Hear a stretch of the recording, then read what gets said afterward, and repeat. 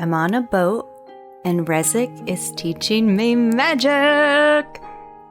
He looked at me a little funny after I told him about my inspiration in the tree.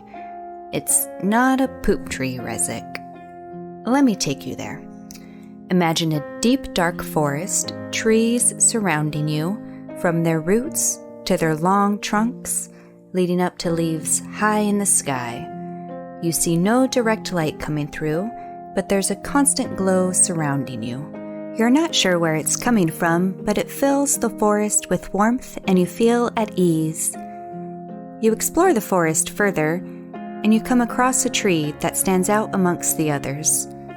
It's shorter than the average tree in this forest, and there's a small clearing around it, and that golden glow is just a little brighter. It draws you in closer, and the feeling of warmth again washes over you. Time seems to slow down, and you feel complete. You have no wants, no desires. I'd visit this tree often. I'd sit in the branches, rocking back and forth with the wind, reading books, taking naps. Feeling the ship sway back and forth has been putting me in that familiar space. It's been nice to fall asleep too, but I've been missing home. I mean, everything I know is lost. When our village was ransacked and my parents were arrested, I had nowhere to go. The last thing they told me is that they'll find me and to stay hidden. I'm not sure I'm doing a great job of that, but I guess it'll be easier for them to find me. Thankfully, while walking on the deck, Dresden knocked some sense into me. Rather painfully, but it helps snap me back into reality. I need to start leaving clues for my parents. First, I decide to write them a letter. Dear Mama, Dear Papa, I am safe and with friends. 2 humans, a halfling, a tiny tiefling, and a pup. We're traveling to Adghorad. I miss you. I'll see you soon. Love, Biddy. I then finished the dwarven wine Captain Tide graciously shared with us, and I put the letter in the bottle, toss it in the ocean, and watch as it slowly drifts away.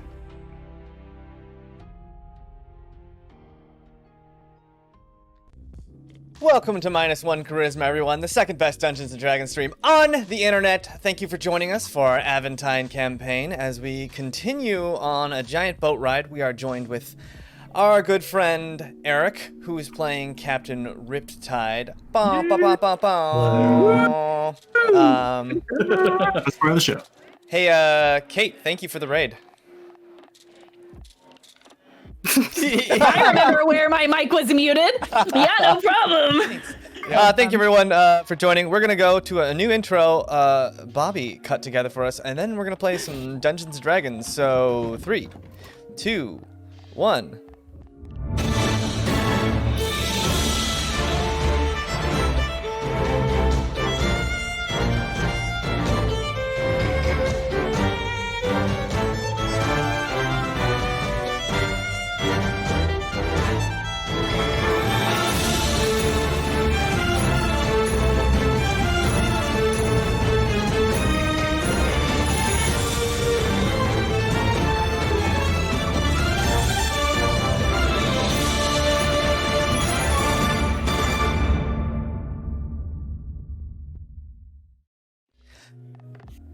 At long last, our friend, you guys had spent the better part of 2 weeks improving yourselves, learning new skills on your voyage to Adghorad.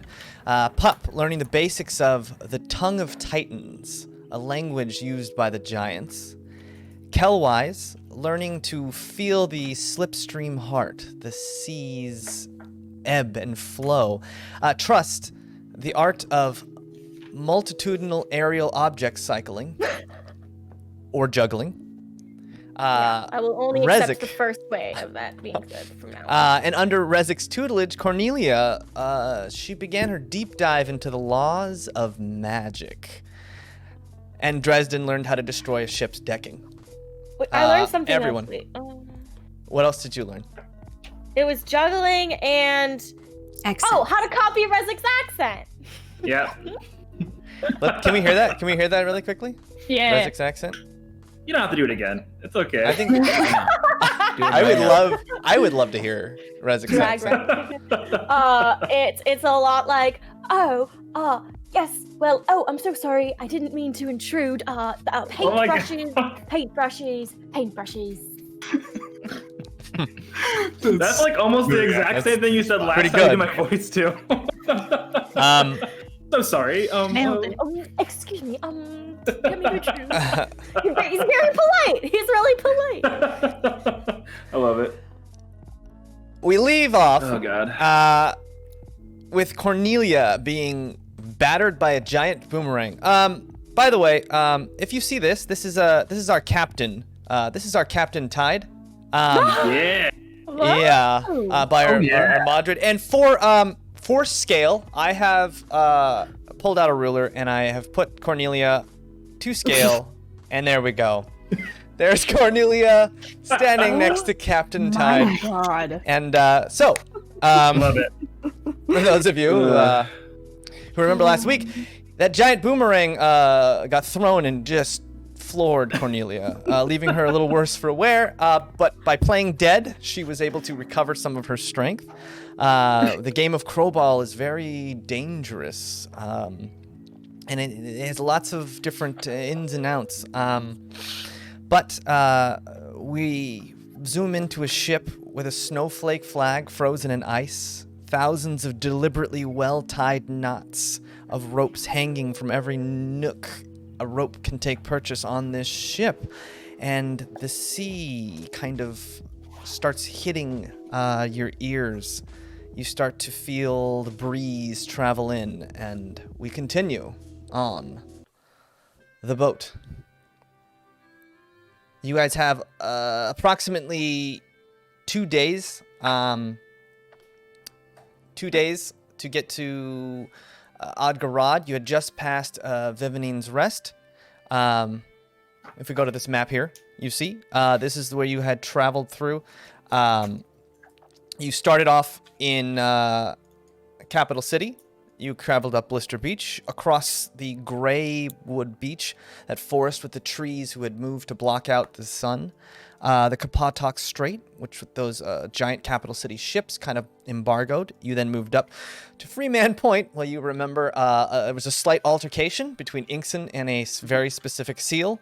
If you want to know more about the backstory of that, you can actually hop into last week's stream where we get a little bit more in depth into the background of that. Past Arrowson Isle. Hero. Wildling Isle. You got yelled at by some little bush people. It looked like just bushes screaming at you. And then you made your way towards Vivanine's Rest, which was a hunter-gathering nomadic group family that had set up a sort of waypoint for people going into the Anili Hills here to poach, to scavenge herbs, things like that. And you guys are right around here passing this, and you got about 2 more days to heading down to Adghorad. Cornelia, you've got a crowball in your hands, and it's your job to get that into the crow's nest by the time we hit Adghorad, unless you have to clean all the barnacles off the bottom of the ship. Yes. And what's up with this music? This isn't good crowball music. Here we go. Oh, we're playing Crowball. It is time. Here's some good crowball music. So should I just start? Top of the list? I got some ideas. Cornelia Okay. has ideas. Throw them at me. Or Not I too guess many. at Eric. Yeah. So first I want to ask, is there ever a time that he sleeps that Cornelia has noticed, or is drinking a little too much, maybe a little distracted under his ship, Cow-Eyes is at the helm, blah, blah, blah. Yeah, I mean, both of those things occur. He does. Okay. He drank too much a little bit in the beginning, and he definitely sleeps. You assume he sleeps. He goes into his chambers when he's not steering the ship. Because that, if I ever see one of those times, obviously that would be a time Cornelia would strike, if that is possible. But also, I just want to try So first, maybe let's. I was gonna ask Trust if she can help me out with this one. Ooh.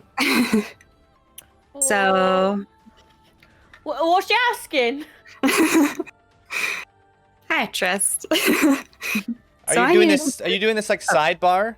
Because yeah, Captain Riptide is just kind of sitting on the front of the in the middle of the deck, just kind of watching you. Boomerang ready.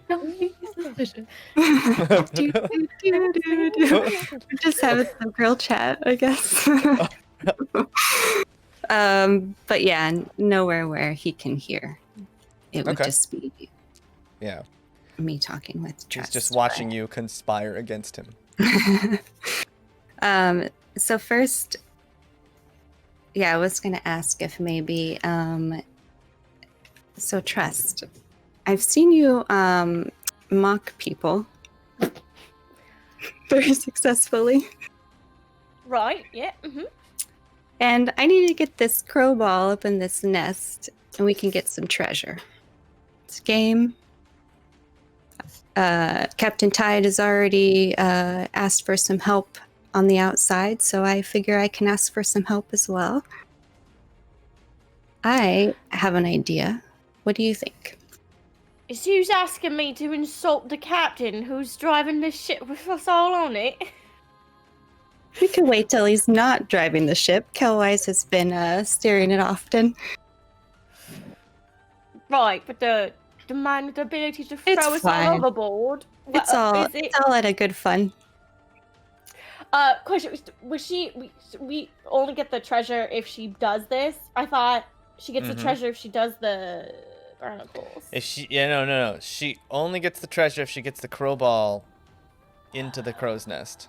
Which you remember, your friend Paulette is hanging out and has already swatted the ball once. Alright. Yeah. Alright. And it doesn't have to be right away, so I have an idea where... So Rezik's been teaching me some magic. Okay. Right. And I'm thinking I might unbuckle his belt, and when his pants fall down, you can mock him a little, and I'll try to get the ball up there. Well, here's the thing. Anyone... Do you want me to damage him? Because that's what happens when I does it. Anyone can do it. Anyone could just make fun of him for it. He threw a boomerang at me. Right, okay, yeah, that's fair. Non-lethally. I had more hit points than I thought to, by the way. I will non-lethally mock you, don't worry. Yeah. Just bruise your ego a little. I just bruised the ego a little.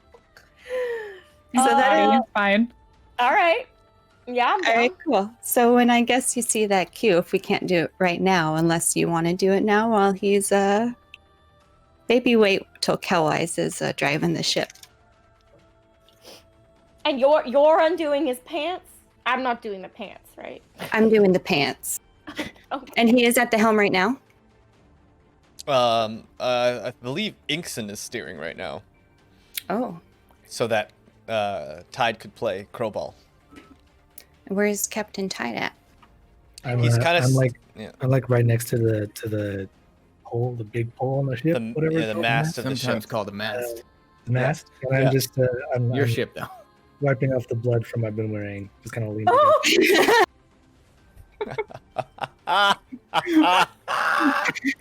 You know what? All right.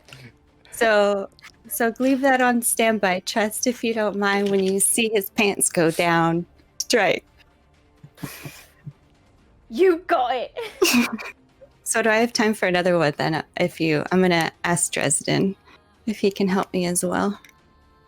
Great. Yeah, I mean, Captain Tide's just kind of standing there watching you whisper into each person's ear, clearly plotting. That's fine. So, hey, Dresden. Yeah. I'm thinking your axe is pretty big. Thank you. Do you wanna maybe help me get this crowball in this nest by launching me up there? Like catapulting you? Yeah. Oh wow. I mean, can you swim? Maybe. Yeah. Okay. I just don't want to be responsible for drowning you. I mean, yeah, sure. Like put it on a fulcrum box. Hey, does this thing look like it'll break if I jump on it? The axe. Like if I say I take the axe, small box, fulcrum, me jump on it, her there. Bing. Will we go snappy? Yeah, probably just because the amount of weight at one side is gonna be like so vast. I mean, it might not. There's a chance. It would. You need to ask for your money back. Not absolute. I did get a good deal on it though. I take a look at it. Yeah, I think it might break. I mean, you are small, but I guess I'm fat. I guess you're fat. Yeah, and yeah, the rest of you guys are kind of overhearing these whispers. Cornelia's not being super quiet, but she's not being loud enough for Tide. So if you guys can all kind of hear this conversation between Cornelia and Dresden. Because I'm still on like the mast or like one of the wooden. Called the mast, right? Spars. Yep.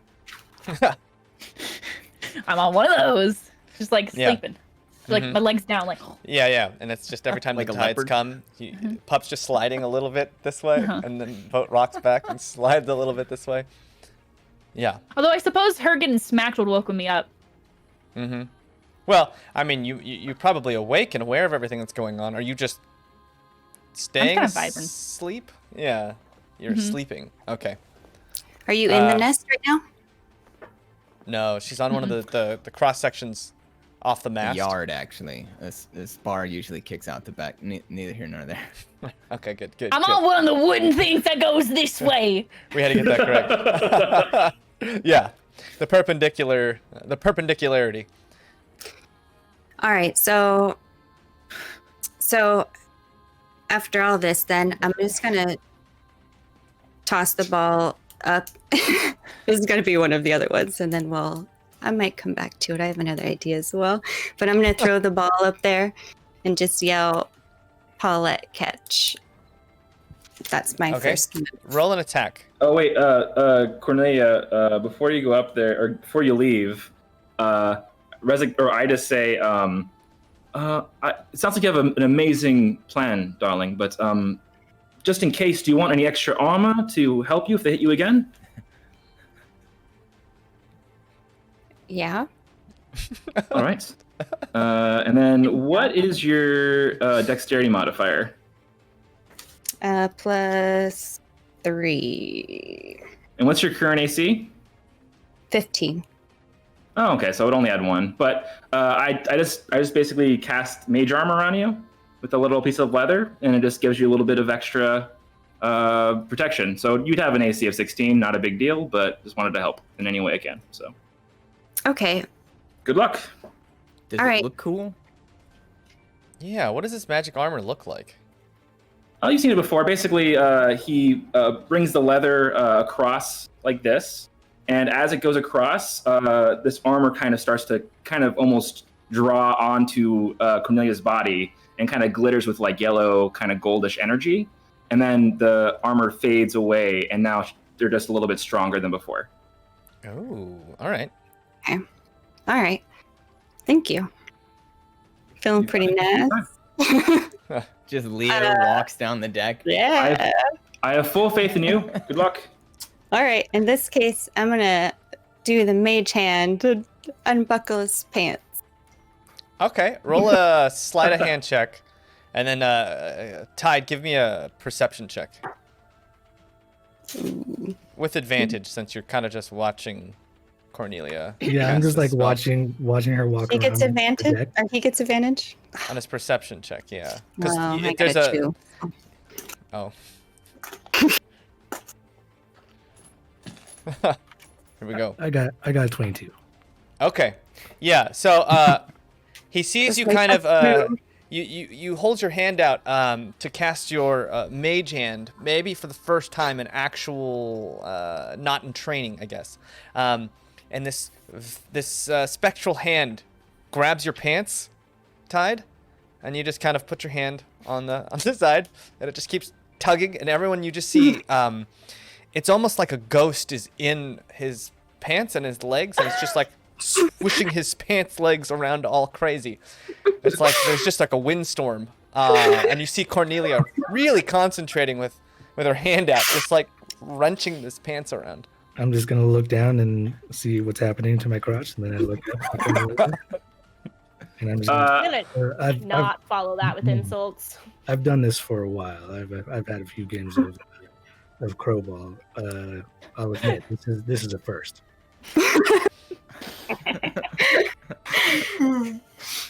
While this is happening, I'm going to use Minor Illusion to make the sound of Paulette screaming up top, saying, "Man overboard! Man overboard!"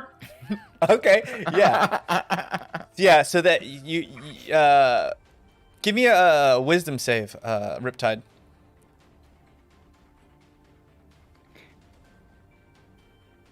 She... 17? What's your Minor Illusion score? Or your DC? Well, my general DC is 14, so there's no way that, it would. Okay. What were you going to say, Kate?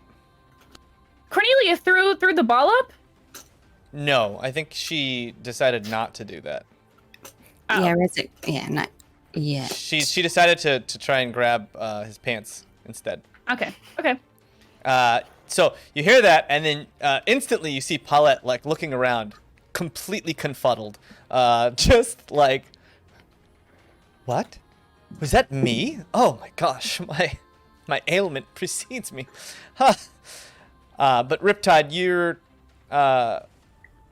you kind of like look around and you're wise. You know Paulette, when her mannerisms and it's just a little bit outside of her realm. You'd know that she's someone who copies more than she screams, so she wouldn't necessarily scream out like that unless someone else had yelled "man overboard" or something like that, right? I'll just shout up towards Paulette. Just, it's okay. They're just playing with your head. Just ignore it. I'm going. That's what you hear back. I'm just gonna look at Rezek and say, I don't think that's the sort of thing that you like false alarm. That's like kind of dangerous. Maybe not. You're right, and I just fall overboard. Nice. No. All right. Man overboard. Man overboard. Rezek falls into the ocean as the boat continues on without him. No, man overboard. Oh my god. Is there like a float or anything?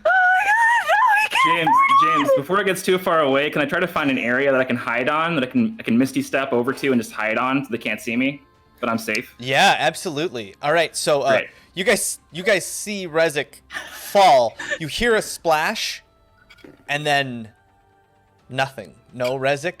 No one pops up. Nothing. It just the boat continues on, and you don't see or hear anything. I'm just gonna roll a stealth check, Rezek. Yeah, and I'm gonna stealth check. Yeah, and I know he's an idiot, so he's probably drowning. I'm just gonna run to the edge and like frantically look for him. Okay. I'll make the sound of a big splash. Let's see here. Okay, so stealth. Okay, so that's a 14. 14. Okay.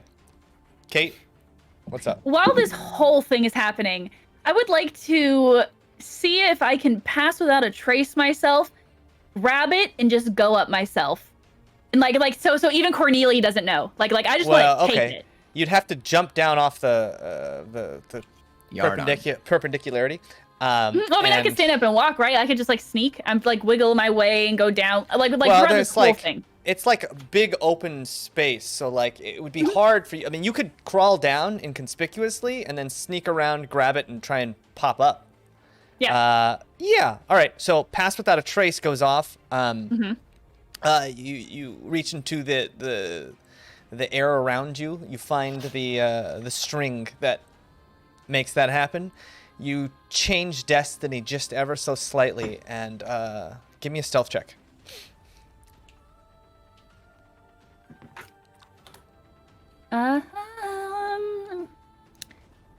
26 plus 5, 31. Okay.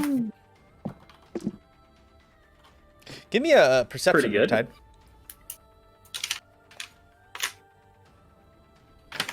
Sorry, I was planning. What?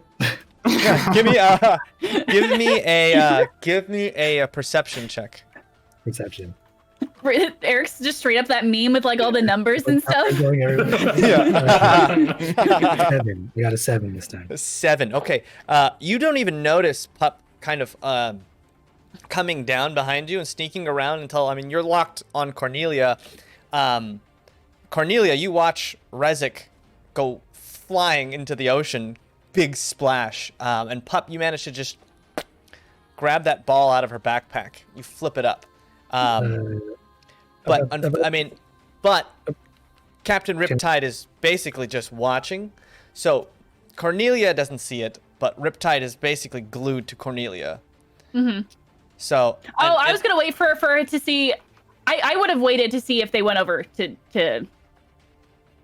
check on the body. Oh, to see if. Okay. Yeah, so, that's what I mean. Like, while that He's all is just the body happening, now? I want to stop it. Yeah, no. I snuck. I would have wanted to sneak down after the body fell, then go grab it while he's looking. Okay. You hear that, Rez? You're just the body now. Yeah, Captain Riptide. He's gonna be that after this. Oh no, please don't die. Unless. Yeah, Captain Tide. What are you doing? You see Rezik go overboard. Right. So I see him go overboard after he just tried to play some mind games with me and freak out some of my crewmates. I'm just gonna and I'm gonna like bump the silver ring that's wrapped around the mast and use my layer action and use the fiber freeze from my ship. Okay. You start to feel a chill in the air. Small snow crystals start to appear all around you, and it's almost snowing around where you are, and suddenly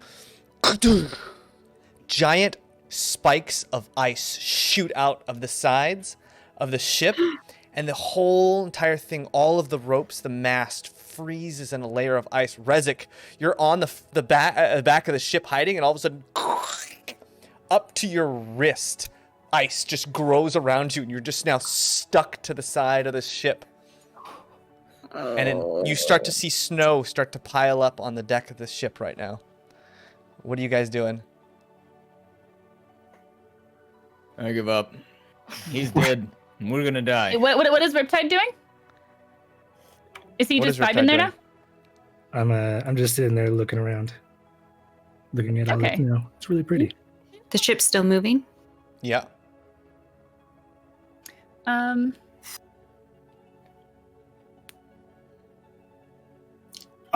I would run to the rear of the ship, which is a name for the ship that I should know, but I can't think of right now. Is it aft? Butt of the ship. I run to the butt of the ship. I start frantically looking out for Rezik, who is In following the him. crack of Okay.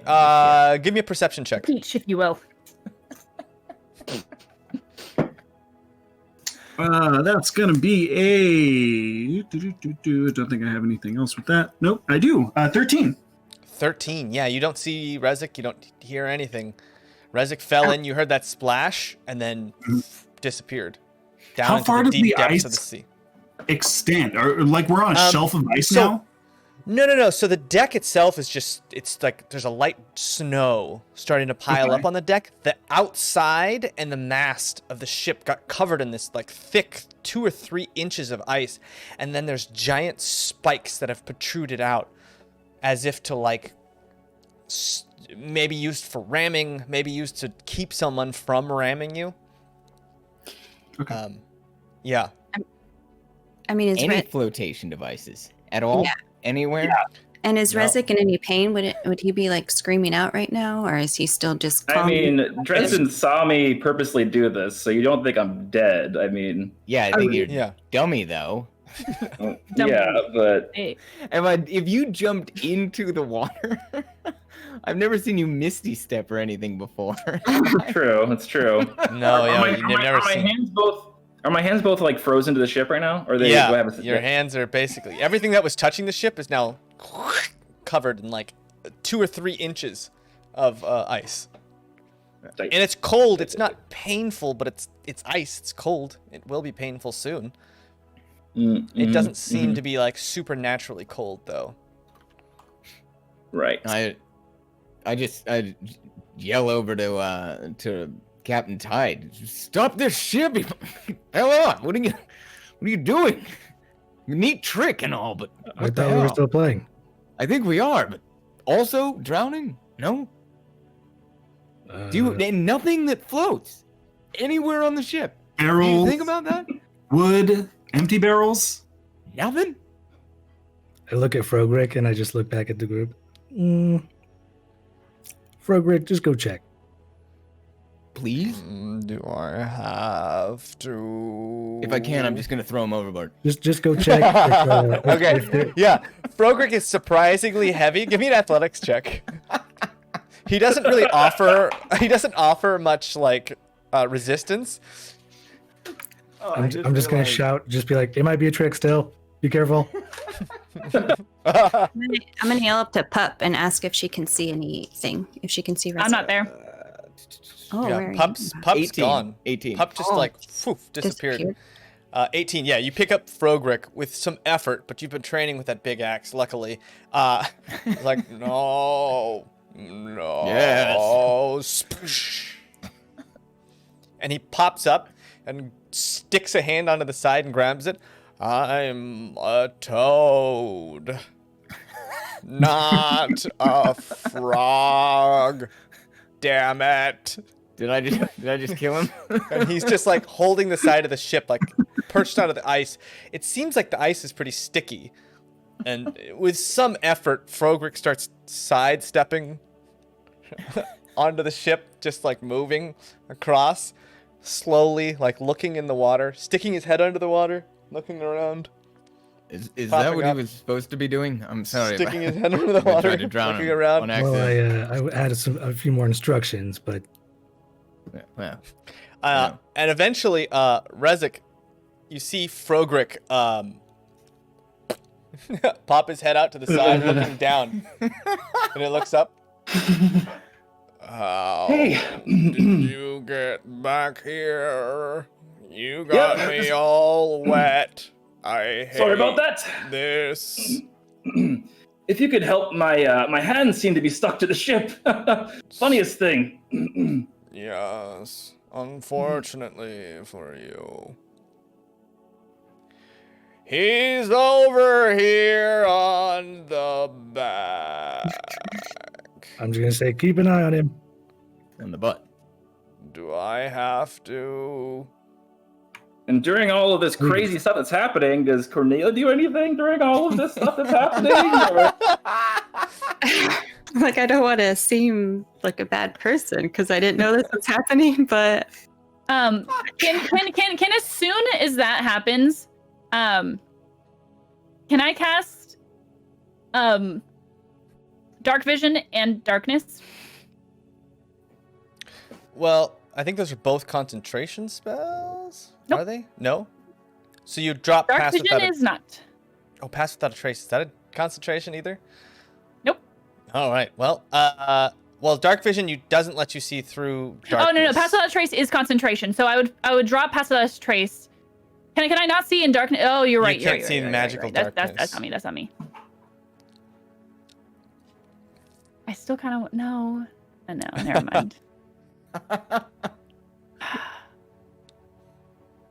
I'm gonna cast Darkness.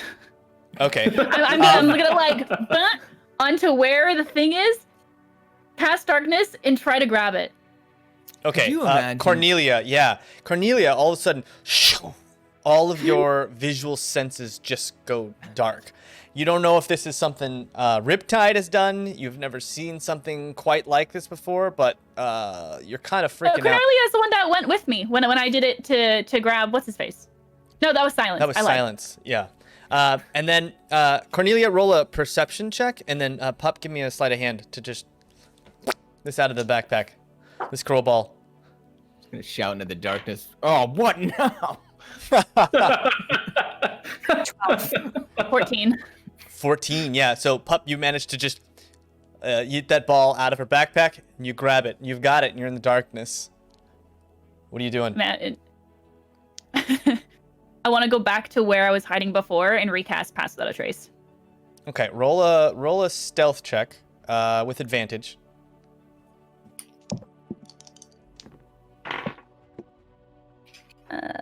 25. 25. You pop out of the back of this darkness and behind some crates, and you're pretty sure no one has seen you. Mm-hmm. I kind of want to hide it from everyone. Okay. Or I'm just going to... How big is it in comparison to me? The Crowball's maybe the size of like a basketball. So compared to Cornelia, it was humongous. Compared to you, it's, you know, sizable. I want to think about a way so I can like... Can I put it in my sling bag and not have it look ridiculous? I mean, it would definitely look huge in your backpack. It would be like... Yeah, there's really no way without that bulbous, like, protrusion. Okay. But you start thinking about that, and that's when you hear it. She's got it. She came out the back of the darkness tide. And you see Paulette kind of peering over, flapping her big wings, looking at you from the crow's nest. I say, thank you, Paulette. I can't see shit.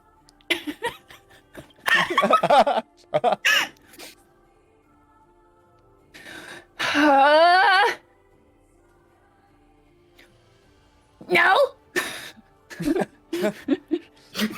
like pop my head up behind the crate. No.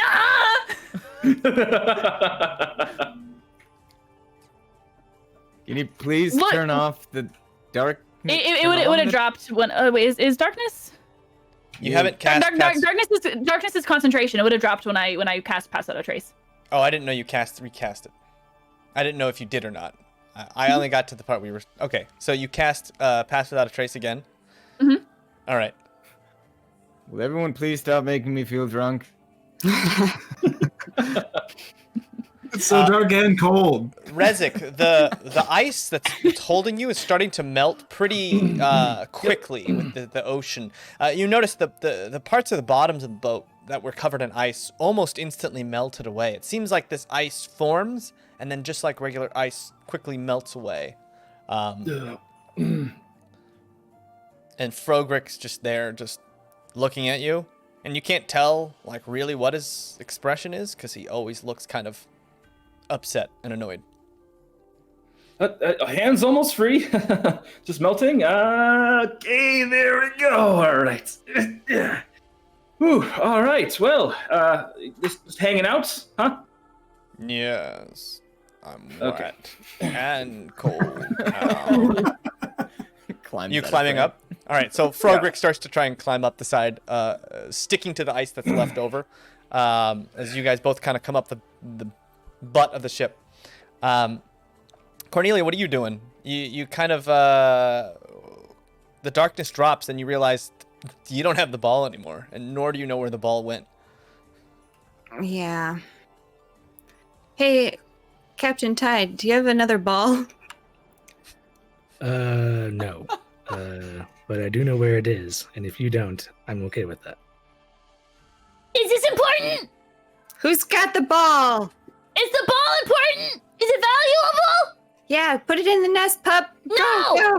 Do it. Hi! Is it valuable? Valuable ball. The prize is if we get it in the nest. Tide, is it valuable? What? Is the ball valuable? No, I kind of made it from leftover lunch one day. Do you care about it a lot? I don't want to have to make another one.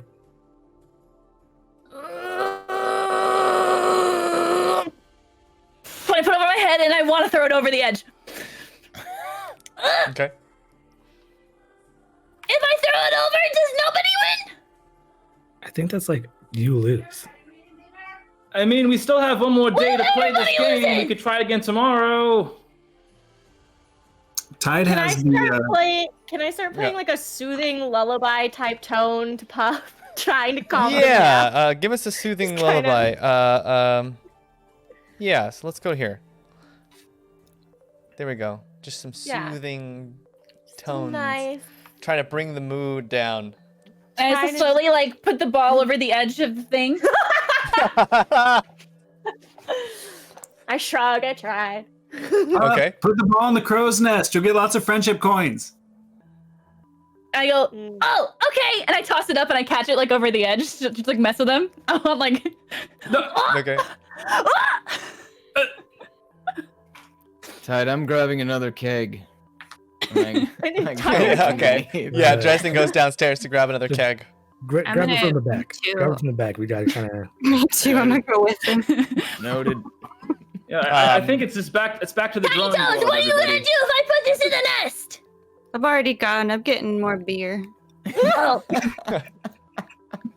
then I'm just gonna try to like scurry up and put it in the thing. I'm gonna try to monk my way up there and do monk stuff. Give me an athletics check, but disadvantage because it's covered Or in acrobatics.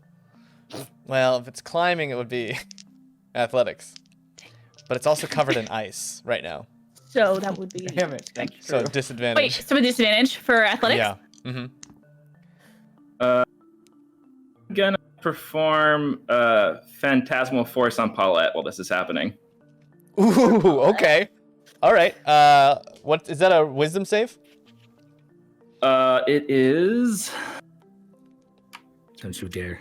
Don't you dare do this to Paulette. It's an intelligence check. Oh, an intelligence check. That's not good. And fails miserably. Bird brain. Okay. So, what are you convincing Paulette of? I convince. So I say the words, "Some nim," and I put two fingers to the side of my head, and I basically put into her mind the illusion of like, it's the most beautiful possible sunset happening right now, and all she wants to do is just stare at the sunset, and nothing else is happening. It's just a really beautiful, calm day, and she's just staring at the sunset. Yeah. That's all that's happening. Okay, yeah. And so Paulette like turns around, stares off the other direction off the crow's nest, and just slack-jawed stares off into the distance. And that soothing music kind of helps her mindset. And Paulette seems incredibly distracted. 13. A 13. You start to climb. You're making it. Riptide, what are you doing? You see Pup. I thought he left. I thought you left to go Oh, you get left? wine. No, I did. Oh no, you No. ordered wine. You I just ordered said to wine. get it from He the didn't back. even order it. I just yeah. took it Yeah. upon myself. Didn't even ask. I just let it happen. It's all I mean, good. it's a booze cruise. So Hashtag Bruce Cruise. There you go. yeah. Can I get a big cruise in the chat? Well, if I'm just watching it happen, is Pup going for the mast or for the ropes? I'm coming up the mast. Okay. Up the mast. So Right? That would be like because that That'd be to the me is like quickest the route. most like trees. it's like a tree. I'm just gonna shout, Merman, get to the top of the mast. Okay. The It's fish? the weirdest thing. Oh, the frog guy? You think you've seen Or the, no, the weird oh, yeah, the stuff, fish dude. right? And Merman, Merman is from the waist up a fish, from the waist down He's terrible. a man. Just two legs, and He's again, my favorite no of no defining bits. Mod, please Um, never draw this. And you hear Please draw Mod, please this. draw it in graphic Please detail. draw this. you just hear from somewhere. You just hear and out of the water like a bullet, this merman just out of the water straight towards the crow's nest. Help, pup, trust. Free Willy. And Free Willy style. And all of a sudden, you're pretty sure the angle's off. The angle's wrong. And you just... No. God damn it. Way back behind the ship. And it's incredible. Merman cleared the water at the height of the crow's nest. You're not sure how, but those legs must be... 8 or something. It was like an 8 or 9. He doesn't even have a fish tail, too. Yeah. He has really strong legs, dude. He's got like a Phelps tail. Put in the bath. He sounds like something Sid from Toy Story would make. Yes. Right. Yeah. Right. It's like the crane with the legs. My little Barbie legs. But you guys see that, and No, Ron. No. yeah. I'm just gonna I'm gonna knock the silver ring again and deactivate Fiber Freeze, and then I'm just gonna reach back and grab my boomerang and chuck it at Pup, trying to hit the mat. Yeah. The ice just kind of turns to water and falls down. Pup, roll a dexterity saving throw. Yeah. Oh my god. Can I also well, I have something now. I have deflect missiles now. Mm-hmm. Is there a way for me to kick it back at him? Don't you dare. I mean, it's supposed to come back. If I was holding on, okay, roll a dexterity saving. Kick it at him. Roll a dexterity saving throw first to see if you can even take purchase on this as the ice just disappears under your hands. Dex saving throw? Yeah. Dirty 20. All right. So shoot, you catch it, and then roll an attack, Captain Tide. Let's see if this you hit me with my own boomerang, I'm gonna be livid. I'm gonna yell at him in giant. You can try. Roll an attack. Okay. Here we go. And still Trust is just playing this nice. What was that slow blink? What was that slow blink? In my mind, this song is Margaritaville. You rolled a natural 20? Natural 20 for a 28. All right. I can screen cap it. It's on D&D Beyond. All right, roll a d10. Pup. We're gonna need more ice. D10 plus your dex modifier plus your monk level. Okay, hold on. And then roll damage. I'm looking for it. Roll. So, Riptide, if it's a crit, it's max damage on the. So it would be 12 plus 2d6. Oh my god! All these dice. Where are my 10s? Can I try and help Rezik? Isn't he still in the water? Rezik. I'm on the ship. Rezik climbed up, and He's slowly dead to after Frogrick, wet, upset, annoyed, that leathered skin, just not happy. A d10 plus what? Plus your dex, plus your monk level. 10. 10, and what's your damage?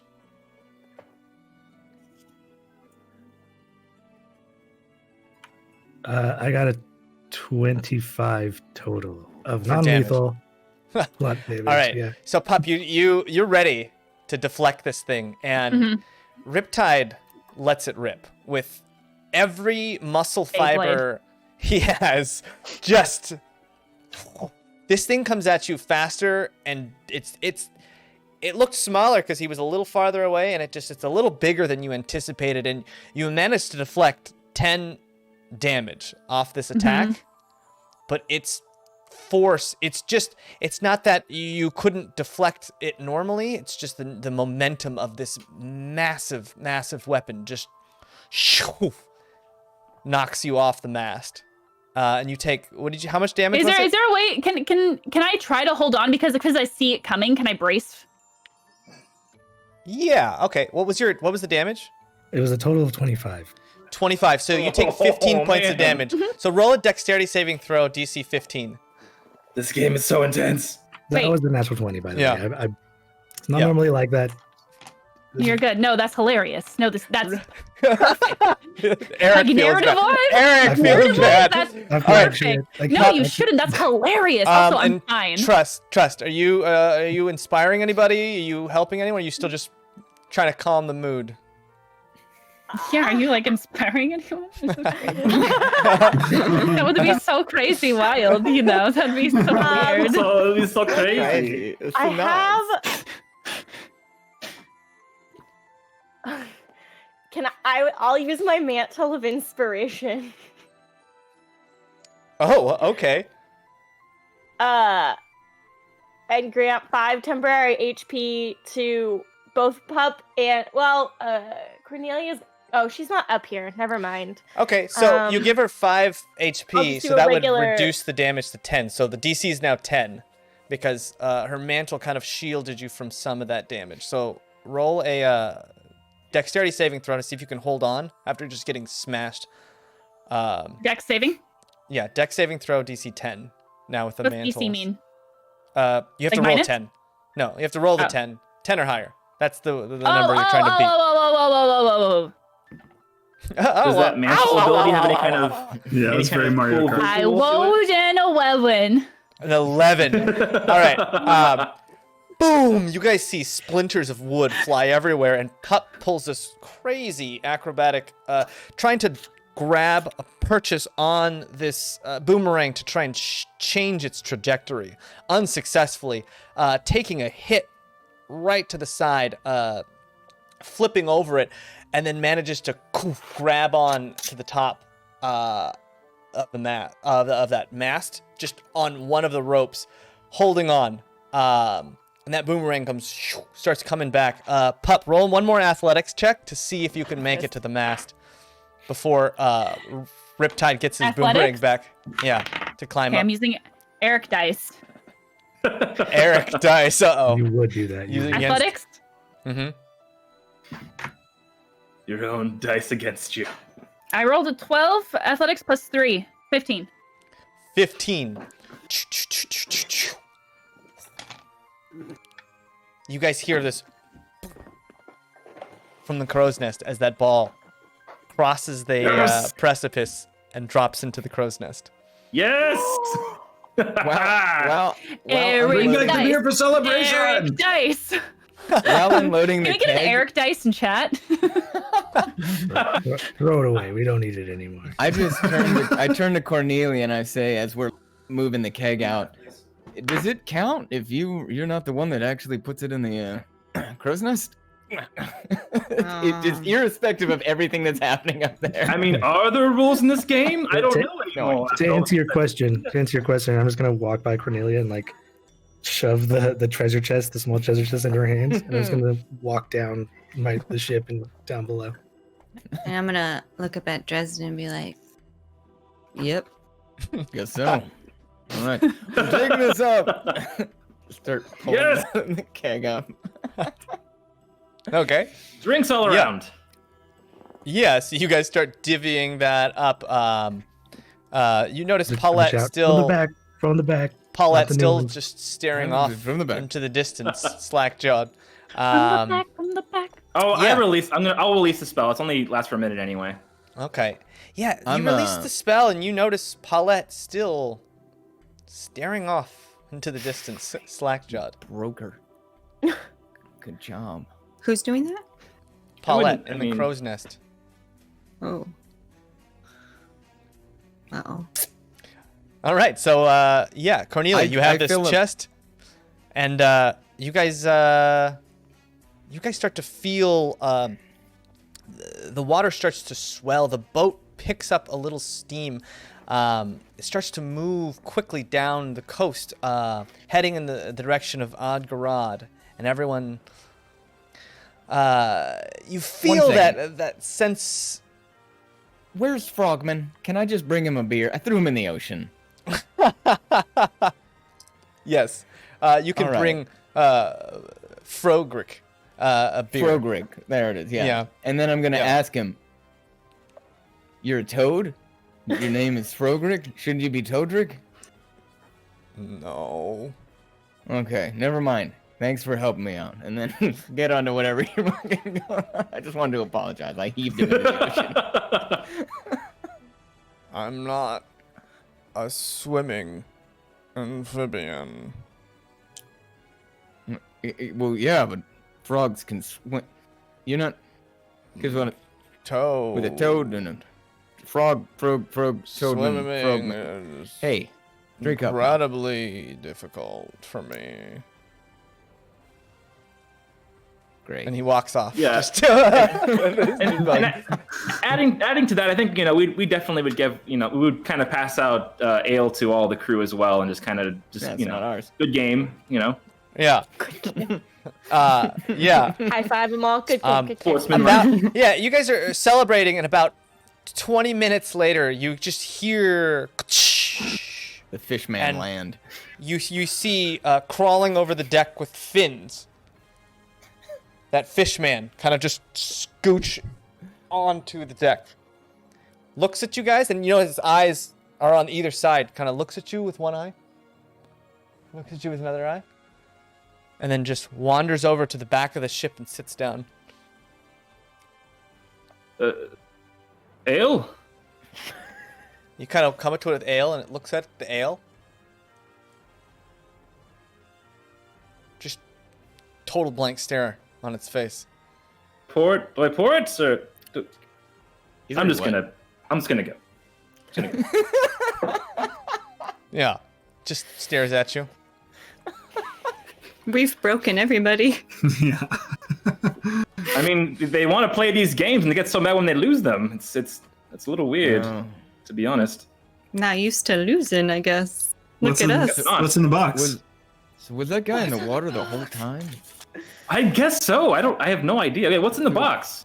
I feel bad about Oh. throwing that guy in the ocean. What's in the box? And then you see Paulette kind of like looking around, totally normal, like nothing happened.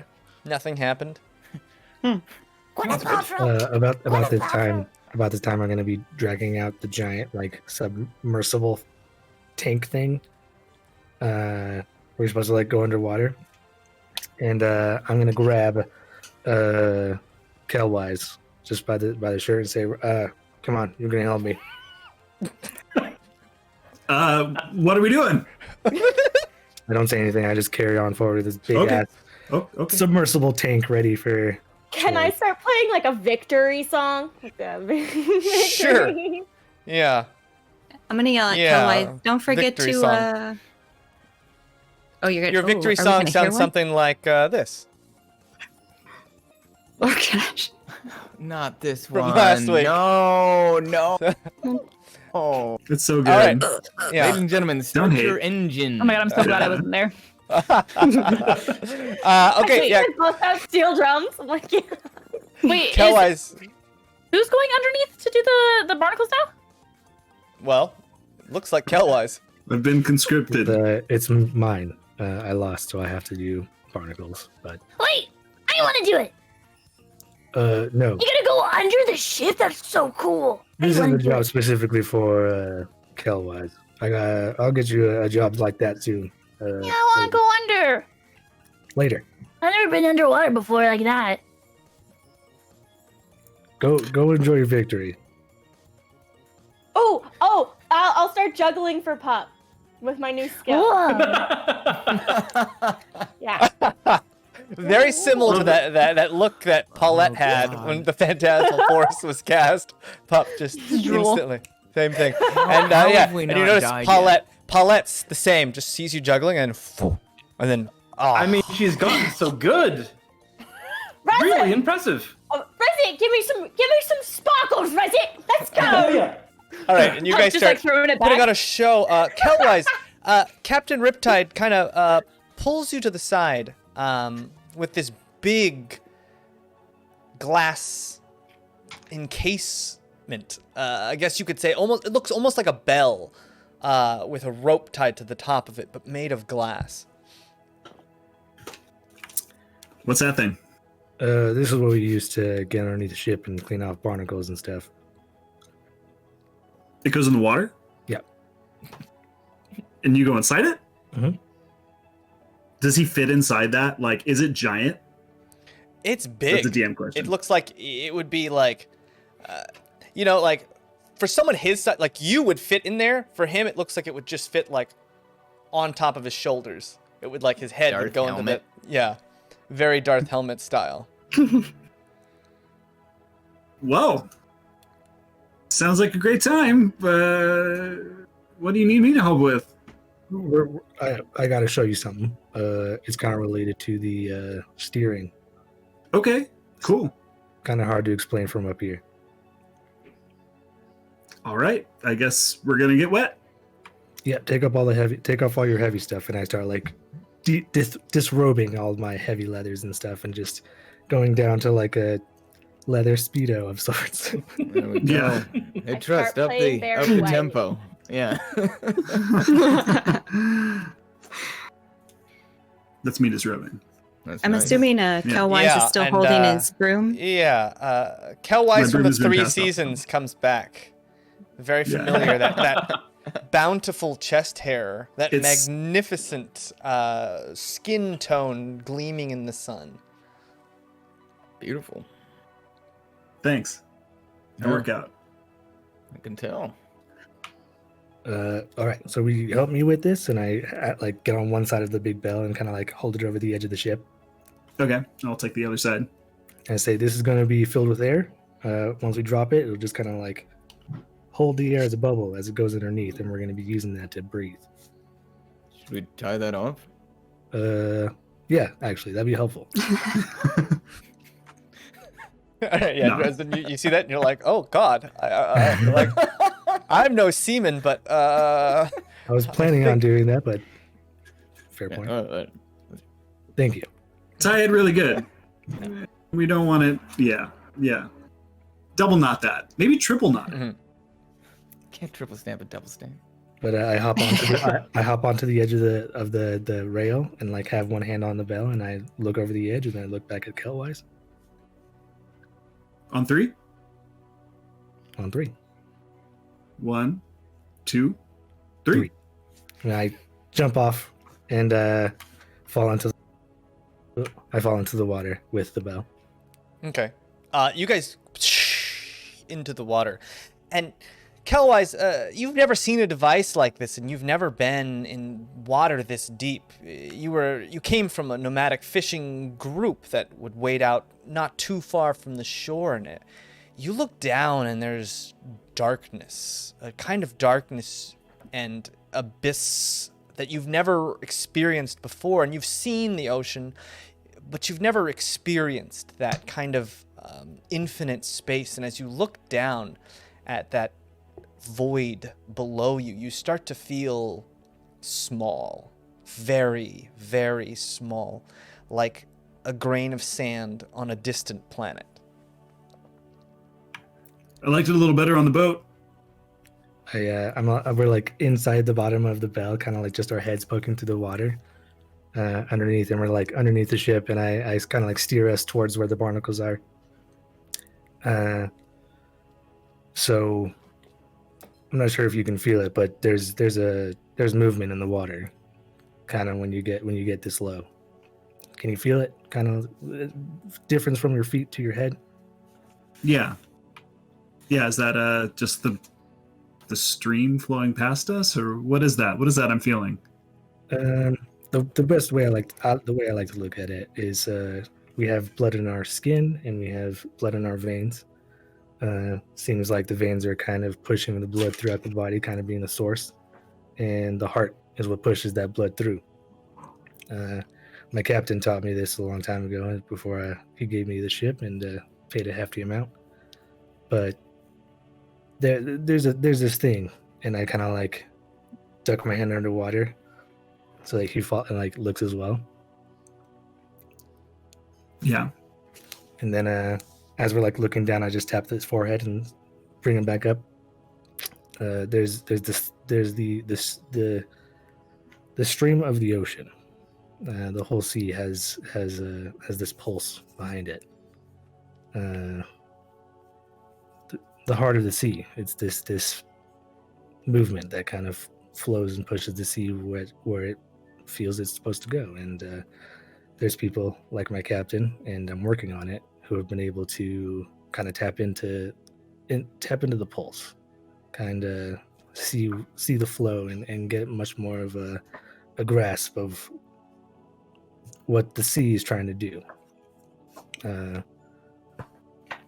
It's like feeling the sea, feeling the ocean, being in tune with the nature around you, I guess.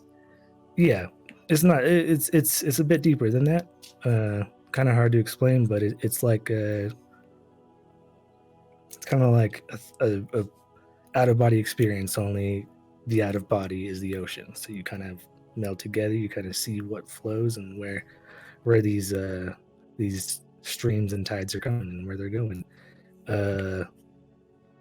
Again, people like my captain, they were able to tap into this, and it made them exceptionally good at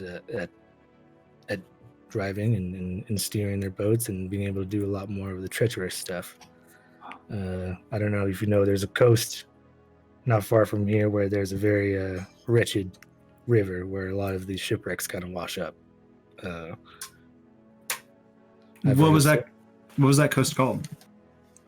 It's not far from Adghorad. Jaymes, do I remember what it's called? It's called the Grimjaw Strait. Yeah, if you look at this map real quickly, coming out of Capital City, you guys can the fastest way, it would be through Lake Immersol into this strait here called Grimjaw Strait. The problem is it's incredibly dangerous and treacherous, and the majority of the ships don't make it. So there's hundreds of shipwrecks of smugglers trying to get goods into Adghorad. You remember up here there was the Capital City blockade where basically Captain Riptide had given a keg of fine ale to that marshal, the sea marshal, and he had let you through. And they don't even bother blocking this off just because of the chance of survival is so low.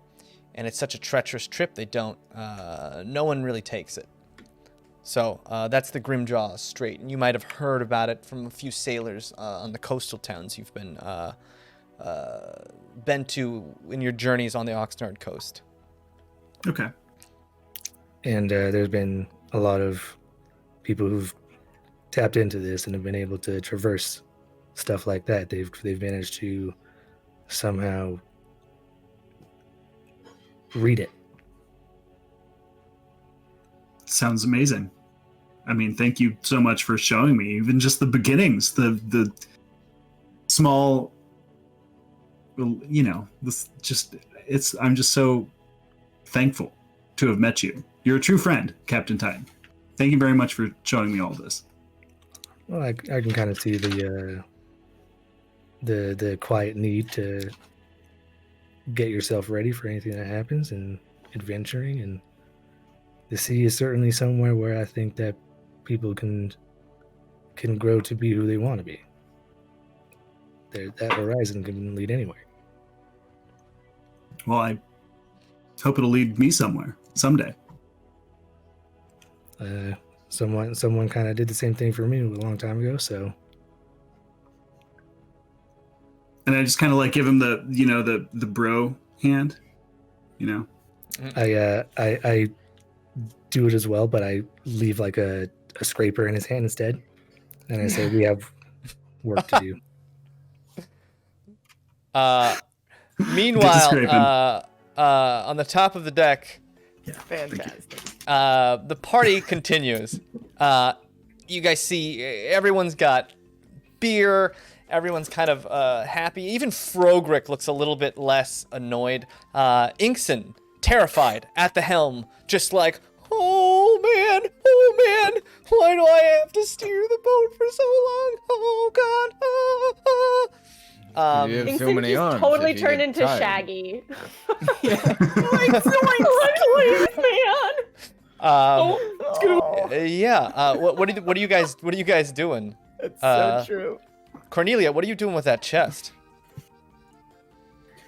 Well, I'm just gonna give it to Pup I didn't earn it. I'm Yeah, also you gonna did. give her a wheat, or a wheat, or whatever I found in Oat wheat? that tent from the HQ. I know Roll- you've been looking for one. Cornelia, roll a dexterity saving throw. 23. 23. It's so weird. This giant gust of wind pops up, and you barely manage to hold on to this oat wheat, but it almost just rips it out of your hand. How mean. David, I am strangling this mic right now and wish it was you. He did How can I not. ruin This this? is a threat. Terms of service.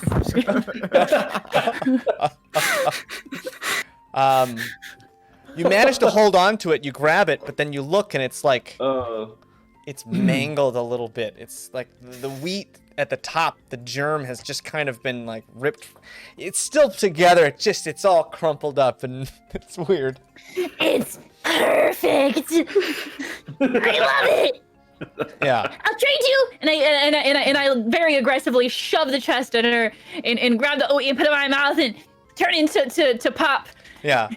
The oat wheat kind of like droops down, and then the end of it knocks off. So you still have the stem, but the top part of the oat wheat And just I breaks want off. to grab the top part and then put like the little bit on the other side. So I'm just like, Okay. Yeah. Yeah. It's indistinguishable as oat wheat, but you know. Cornelia. been so happy in my life. Let's open this together. I'm gonna open the chest. I'm gonna check Okay. for traps first. Oh, okay. That'd be So so Cornelia, paranoid from her previous adventures or misadventures, checks it. Give me a investigation check.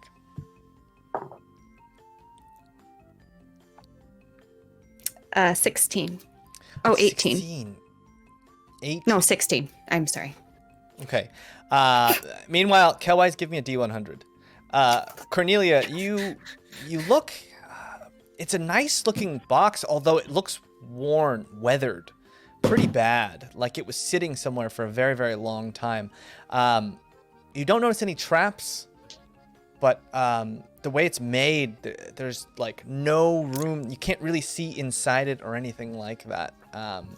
So it's the way the box is made. It'd be impossible to tell if there was a trap inside. That's kind of what your investigation of this box determines. So I'm gonna put it on the ground and open it with my dagger. Okay. Kelwise, what'd you get? 99. Oh no, volcano.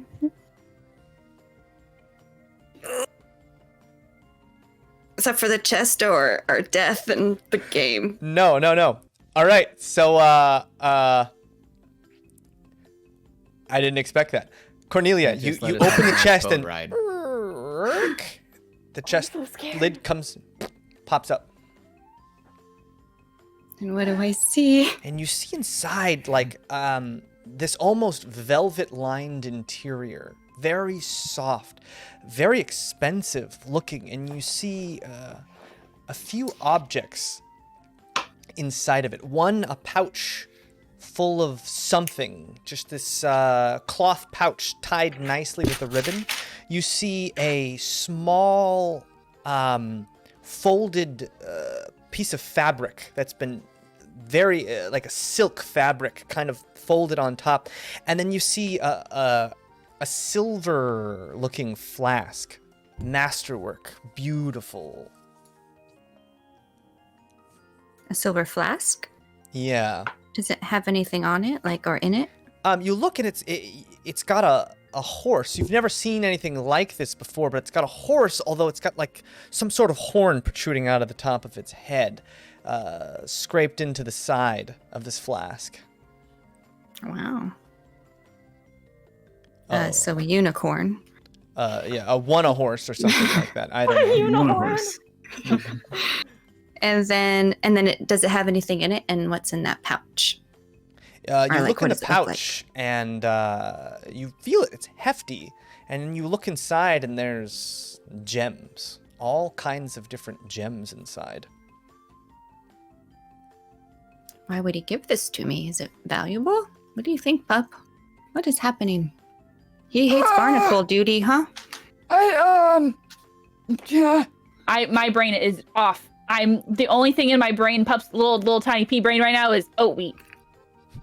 Okay. Pup's just like kind of like dancing around, not really paying attention, and go, oat wheat. Oat wheat. Oat wheat. It's like this little old man doing a little old man dance. How No, have you not I died? zero attention. Sorry. Okay. I make the illusion of a lot of little oat wheats dancing around Pupesh is doing as they're doing this. No. Okay. All right. You gave Pup oat wheat. I'm so sorry. Kate really wants to explore it. Pup's not doing it. It's a perfect time. We got a couple more days. You can chew that oat wheat down. Young, young, young, young, young, young. Yeah, and at this point, the oat wheat is like your saliva has made it really soggy, and some of the pieces have already fallen off. It's just like maybe a ½ inch now twig in your mouth, and on another side, it's like the remnants of those the germ of the oat wheat that's just kind of around your mouth. Oh, just wait. We're gonna buy a bag of oat wheat when we get to Adghorad, and you're gonna be so sorry, Jaymes. Pup's gonna lose their freaking mind, dude. Pup's gonna poop their actual pants. It's the hardest thing to find. And not gonna want to precipitate it out, dude. I'm gonna leave it. Doing it. It's that oat wheat. Poop, dude. Yes. All right. Anyway. Anyone Okay, else doing cool. anything? Neither here nor there. Yeah. I was gonna go check, and I think I've probably been doing this as things have been going along during this voyage. But go check on Camden. You know, just sort of bring him some snacks. Camden just sit near him, be like, Camden, hey, try not to be crazy. Yeah, your friend who had seen, which you would assume, inexplicable horrors, mind kind of broken, is at the bottom. He's found a corner, and when you go down there, it seems like he's sleeping, just sprawled out. He looks exhausted, just in this deep sleep. And for the first time, he seems really at peace, from what you can tell. I'll just park it the other side of the room, make sure no one screams oat wheat in this room or anything like that. Okay. Yeah, I mean, down, you can hear that. You can hear that coming from the deck. The deck isn't perfectly soundproof, but it seems like. And I'll just drink my beer and companionably share the space. Okay. Yeah. Anybody else? Anything you want to do? While I'm taking barnacles off, I'm collecting seaweed underwater. Kelrise, you see something in the distance. It's not big, but it's dark, floating on the water's edge. As I peek my head up into the bell, and I'm presuming Captain Tide's still there, I kind of point at it. Do you see that? Yeah, and it looks very far off. A boat of sorts.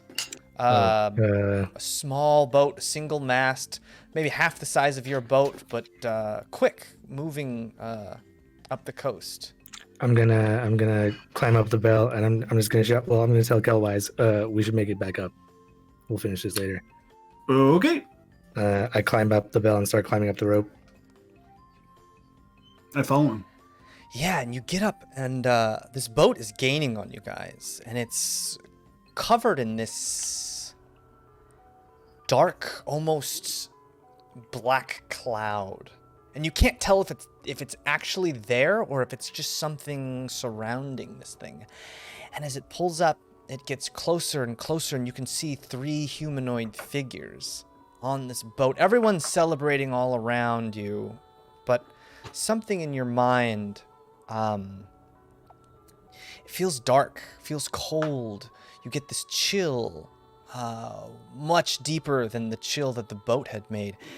And when you really peer into that darkness, you see what looks like an older woman in these nice but well-pressed, almost plain work clothes with two large men behind her, one holding an impossibly large sword, and the other with javelins just spiked around. And that's when it hits you. You're staring straight into the eyes of the old woman from the 3 Seasons as she screams, "I finally found you, you bastards! You stole from me, and I have used my family's fortune to kill you all!" We're not sexual! Whoa. As I'm putting on my pants and shivering, like, who's this? And you see that boat coming closer and closer and closer, and shoo, this huge spear hits the deck, boom, buries itself deep into the mast, a blow that would kill anything living. I'm just gonna shout at the top of my lungs, "Battle Everybody station!" roll initiative. Shit, man! How far away are they? They're about 100 feet away, moving That quick. perhaps during that time of celebration, it could be counted as a short rest. A short rest? Yeah, I suppose. Yeah. I was just vibing with oat wheat. Yeah, I didn't drink that. you were vibing. Yeah. Oh, wheat. Okay. Dang, if this lady can find us, we're in trouble. Yeah, Okay, seriously. because my He's been health rolling right for now- this whole time. Jeez Louise. That's maybe, yeah. Because I just got maxed by a boomerang and used all my spells. All my key points gone. Yeah. A 6. I got 17. Imagine how cool it would be to have Question. hilarious. From last game, has like a day passed at all? Like, did we get a long rest at the beginning of this game, or is it carried on from the middle of the day from the last time we played? Well, last time was like morning. we almost like passed Yeah. like 2 weeks. Yeah, no, So- you would have gotten a long rest from the last time we played. Okay, Days cool. have That's all I passed. wanted to know. Dresden got a 7. What did everyone else get?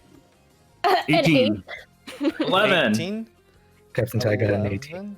I Captain got a Ty got an 17. 18. Neither a 17. What'd you get, Pup? Sorry. 18. 18. So you and Kelwise.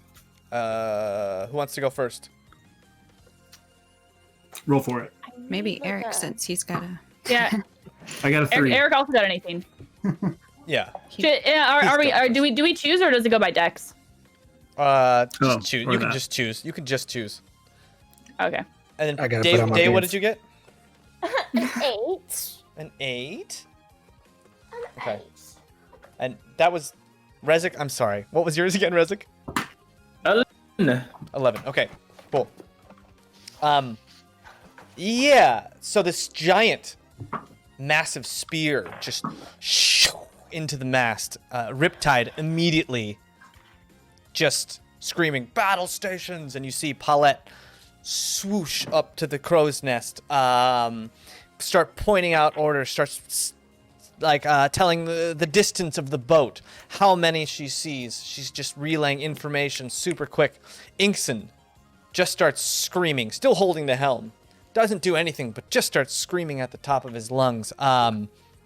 Frogrick pulls out what looks like a spear with 3 flanged tips, folds it out. Kunk, kunk, kunk, kunk. It looks like a spear, a triple spear, we'll call it, a tri-spear.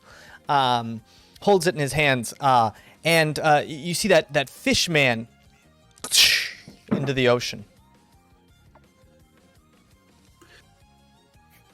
Captain Ty, do you have any cannons? Do you have any sort of long-range weapons? Nope, that's on the shopping list.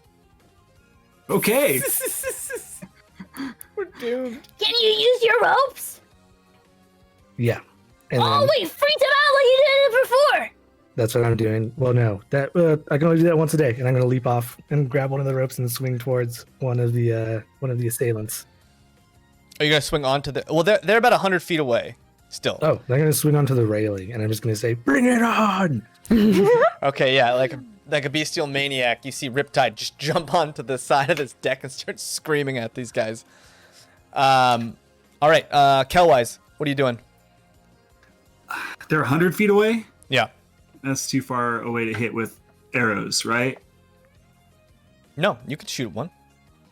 What's the distance on an arrow? Really? Okay. A short bow is 80 to 320. You'd be at disadvantage. It's like the maximum. Okay.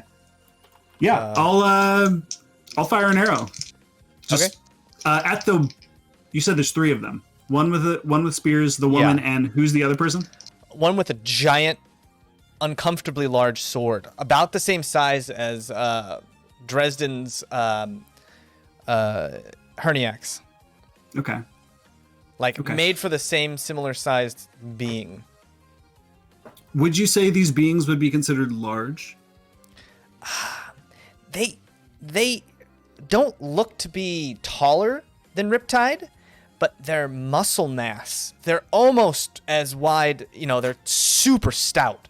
Does swole count as large? Swole, but unnaturally swole. Girthy. Yeah, girthy. Plump. Yeah. Okay. I want to take aim at the dude with the spears. Okay. Seems like a good target. You said with disadvantage. Ooh boy. 11. 11. The arrow hits the side of this guy and scrapes off the side of him, and you don't even see blood. Almost like his skin is this thick leather. And immediately, he looks up at you, takes his spear out, points it straight at you, Kelwise. Pup, what are you doing? They're 100 feet away. Wait, what? Did they just shot a thing into this? There's no rope or anything attached to it? No rope attached to it. Then I am going to hold a. I'm a hold a bop. Okay, you hold a bop. Immediately. If anyone gets close enough. But can I for flavor, jump on next to the captain and yeah, bring it on! Whoa! And then but in giant. Ooh. Okay. I will jump up and I'll just bash my boomerang into the railing. Just You see, Kelwise, that spear, that javelin he had pointed at you. You see just this flicker of maybe violet vapor coming from this little crook of a smile. When, shoo, like a ballista, this thing just comes flying straight for you. What's your AC? Am I a level 3? 13. 13. Boom! You guys see like a skewered fish, Kelwise, just shoo, as he takes 15 points of damage as the spear just shoo, nails him and partially pins him to the deck. This impossibly long spear, and the man on the boat just starts beating his chest at the two of you. Meanwhile, that other man with the big sword pulls it out slowly and just starts waving it through the air. This thing is maybe 6 feet long and about a half a foot thick. It's a Hernus sword, and he's just waving it tauntingly in the air at you guys. And as that happens, you hear, "Oh, you're gonna get it! You're gonna get it! You bastards! I knew I should have let you non-humans into my shop! I hate you, and I'll never stop until your blood seeps through the floors of my inn!" That's really far away! And as that's happening, Cornelia, what are you doing? I'm taking a shot at that lady with my bow and arrow. Okay. My short bow. Do I just do regular? I assume she's a little closer now. Yes, the boat actually moves up 50 feet. So yeah, they're about 50 feet away from you now. That's a fast boat. This boat is incredibly fast. They're in the Ka-chow. 11th century. What really said ka-chow? I rolled a 10. Bobby 10? Dice is going away. Sorry. Guys. I gave it a good try. We give each dice one try. And Yeah, that's it. so you shoot, and your arrow And then- probably would have nailed her when bing, that big sword comes by and just swats your arrow out of the air. And you did That was a anything else? tester. Can I also just put a bucket under Inkston A in case bucket? he gets scared to catch his ink? Next round you probably could. So you run up, Alright. you find a bucket, and you prepare to like put it. Why? It's What gonna is get happening messy. right now? They told me not to do something, and I don't like being told what not to do. Don't not do that. Yeah. All right. So Cornelia, you get that. Rezek, what are you doing? This boat just speeding towards you. Two massive titans of what looks like humans speeding at you on this tugboat. Tugboat? This is speedboat. the innkeeper from the Three Seasons, This right? is the innkeeper from the Three Seasons. The sex From cult. what you can one. put together, it seems like she took everything she I had, don't like sex hired cults. two assassins, and then started chasing you down. I thought I She took got some, everything she she got some had. friends. She's got some good friends. All right. Yeah, I'm gonna go ahead and use minor illusion. So in a 5x5 area, I'm gonna make a very large hand holding up a gold necklace, and I'm also in real life gonna hold up the necklace that I have that we stole from her, and I'm gonna say, "Don't you want your necklace back?" With the very booming use of minor illusion as well, because it can do both sound and image at the same time. Okay, yeah. You scream that out, and this woman just, if she wasn't already And so I'm gonna enraged. put it over the edge of the boat, like if she doesn't Yeah, stop, so I'm this gonna big drop old it. Drop image it. of this thing comes, and you just hear, "It's got my pendant, my locket. The only So thing if you don't I stop, have if you don't in my stop, I will loved one, drop it. If you don't stop, I'll drop it. will kill you all." And she's just like trembling now, just screaming, spittle coming from her mouth. It doesn't look like she's gonna stop. It looks like she just wants to murder you more than anyone has ever Drop wanted it. anything. You drop it into the water? She didn't respond to it, so I drop it. Yeah. Okay. Cool. Make her more angry. Why? I mean, like at the this most point, tight- You drop it Apparently into it the doesn't matter. water, and It really doesn't instantly, that boat stops. this is innkeeper Pulls from up. the Three Seasons, right? Innkeeper, that boat pulls where, kind of where you dropped it, and you hear her. Oh God! And one of those guys, the guy with the big sword, drops his sword, dives into the water. As you guys slowly just start pulling away, farther and farther and farther away, Great. until about 20 minutes later, you pull around a bend and out of sight. Damn it! I didn't even do anything cool. Little help. I come up on deck. Why are you guys Yeah. making so much noise? Camden's sleeping down there. Sleep he's gotten in like weeks. It would have been nice to know that you guys had elderly assassin after you. I mean, We didn't know it. That was I- no I- else too. I Wait, helped we- Kelwise. I we have an elderly assassin again. Yeah, Kelwise is basically pinned to the deck with this giant I'll help. I'll shaft go and help as well. straight through like his abdomen. Yeah, and What happened to bleeding you? profusely. Where did that come from? I should have seen it coming. I'll be honest. Yeah. I'll It's try huge. and, Don't know how I missed it. bandage him up a little bit. And Inkson kind of looks I at like- you guys. Oh, who's that? Who's that? I don't like those guys. They were big and scary. He's just holding the bucket. Yeah, and Cornelius holding the bucket. Huh? He looks coming? close. Hey. He looks close, but not, you know.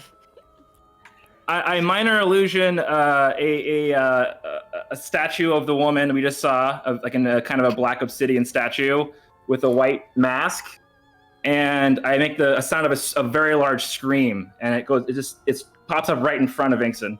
Oh my god. Oh my gosh. You're gonna make him ink. Yeah. Always take Incent- advantage of a good situation. Incent, that's just thing. Just inks everywhere. That fine white ink just, and it hits the bucket with such force that Cornelia just it explodes. You get a bucket full, but you also get a face full and hair full and everything.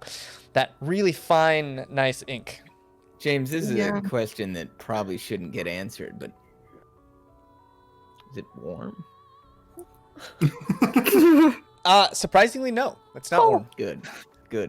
I don't know. He's not a mammal, so I'm just wondering. Well, I'm clean Cornelia, because that's powerful. Yeah. Thank you for getting this Cornelia for me. looking. Cornelia turns to you guys holding a bucket, and it's just like eyeballs blinking for a second. what was that shock? Oh God. So, Inkson, sorry, but do you like Those big old tobacco? eyes, just like again. huge. Do What you are like you to playing? smoke tobacco? Oh, good, Trust. Trust, what are you playing? Show yourself. Gentle sea shanty. A sea shanty. Okay. The gentle Goes- variety. Mm-hmm. There we go. Yeah, Inkson just wide-eyed. If his knuckles could go any wider, they would, just holding on He has knuckles? to the helm. He's got little flagella knuckles. Oh, yeah. Okay. But he's not a mammal. And he's just like, you hear... So, I just want to pull out, because I have this old tobacco that I found a long time ago. I'm just gonna pull it out with the pipe and see if Inkson wants any. Calm his nerves. Okay. Never Yeah. tried it before. Sure. Yeah. It's supposed to be good And he takes stuff. a puff, and you can see through that translucent skin the smoke go into his body, and then... Yes. It helps calm the nerves. I'm gonna walk over. I'm gonna grab Cornelia by the shirt and just lift her up. I'm just gonna take her off of the poop deck. And say, no more messing with Inkson. Oh, okay. No, not bad. Not bad at all. I'm just gonna push Inkson off the wheel. I'm gonna say, go rest, and I'm gonna take over. Are you sure? Inkson, Are you sure, Captain? does he? Yes. Does he still have the pipe? No, Cornelia. He just gave him a hit off the pipe, and Oh. he violently convulsed on the, Never mind. So is anyone gonna tell me what happened? Well, that woman thinks we're in a sex cult. Wanted to join, and clearly we weren't going to let her. Can I sing him my first recap song that I created to catch him up? Yeah. Covered all of that. Oh, I see. Yeah, so this grand this grand painting of music sweeps over the deck, explaining the 3 seasons in this territory, capital city that most of them had never been to, uncharted territory, just trying to find a place to lay their heads down after a very long trek down this coast with almost nothing. Being encaged, being entombed, and this woman, her hatred for races other than humans, just this burning, seething hatred. And then all of a sudden this interesting gold to hate ratio point they find that with enough gold can overcome any hate. And that was reached until naked Kelwise running down the stairs. I believe Trust transforms into a small child. And she already thought they were a sex cult. People coming and going people going up the stairs that she didn't see, and then different people coming down the stairs that she had never seen. And then She goes and tries to stop this band of ruffians, only to find that they robbed her blind, not only of her life savings, but of her precious necklace that had a picture of maybe her husband inside. You don't know. And then ran off. I have her dress. I have her dress in my inventory. I have like a really nice dress in my inventory. It's a lot more fun and kind of charming when it happened the first time, and now I'm hearing it back and it sounds horrible. But she was a horrible racist. Sounds like you guys deserved it, but. Well, but I mean, Pop got stabbed. She almost died. There was a lot happening, and all she was doing was yelling at us for not being human. Trust starts crying. They threw the first shot, so I'm out of it. I'm not in it. It's all good. Also, a rogue was learning how to rogue. Yeah, we were young. It was weeks ago. We were young. And as this is all going down, the sun starts to set, and way off in the distance, you hear a whistling sound like a shell. Just a very, very high-pitched... Like a blue shell? And as you turn this corner, you see way, way off in the distance, hundreds of ships swirling around this big, massive stone settlement in the distance. And that is where we are going to break. Wow. For our first break. Welcome back, everybody. We're back for the second block of Aventide campaign. Congrats! The sun starts setting on the horizon, as you see maybe another day, half day away. Just the sounds of that adventure. You guys had left Capital City, and it had been it had treated you very poorly. A place with the Ashen Riders, a group that had just taken over and done horrible, unspeakable things to people, as you saw in the pit, beating people, forcing them into labor camps, ripping families apart. And you had luckily been able to go and grab your people out, but you know that left back there's still this pit of despair, desperation, and sadness, and a whole town full of just people turning a blind eye. Not perhaps everyone, but for the most part, people just weighing their options, letting it happen. So as the sun goes down, you kind of leave that behind, and you feel the breeze of a more tropical coast, clean air. Even salted, it just feels clean. It feels refreshing. It feels nice. You're on the other side of the world right now, and you know that there's notably a literal pit of despair for new viewers. Yeah, he's not speaking metaphorically. It was a literal pit of despair. Actually, it was. And as the sun kind of goes down, you guys you made it. The weight that Capital City had put on your shoulders kind of just falls off a little bit. You feel a little lighter. You feel a pep to your step. It may be the beer, but it's there. It's tangible. As you leave that, and the crazy racist woman seemingly behind. Hopefully. How did she find us? Found us in the middle of the ocean, so maybe she could track. Paid enough money to Probably find track the locket. We still have that though, right? No, we threw it overboard. We Titanicked it. Oh, I thought he was just kidding and did like an illusion. We don't actually have that now. No, I legitimately had that locket still. Oh, okay, good. No, yeah, but not now. Not now, no. Okay, good. Fuck that locket. Yeah. How heavy is this lance? The lance? There's two of them. Yeah, it's like a javelin, but like javelin. It looks like the type of thing you'd put on a ballista or like a boarding party cannon, or something mechanical. It doesn't Does it look like I'd herniate myself if I tried to... It looks like it would take maybe a month to try and like familiarize yourself with this weapon, to try and throw something that large. You know that the force needed to throw that wouldn't be enough, really. Your Herniax, surprisingly, is better equipped for your size to throw. It's almost like this all right. Yeah. the heft of this. You don't have to insult me. You can just tell me you're not strong enough. That's fine. Yeah.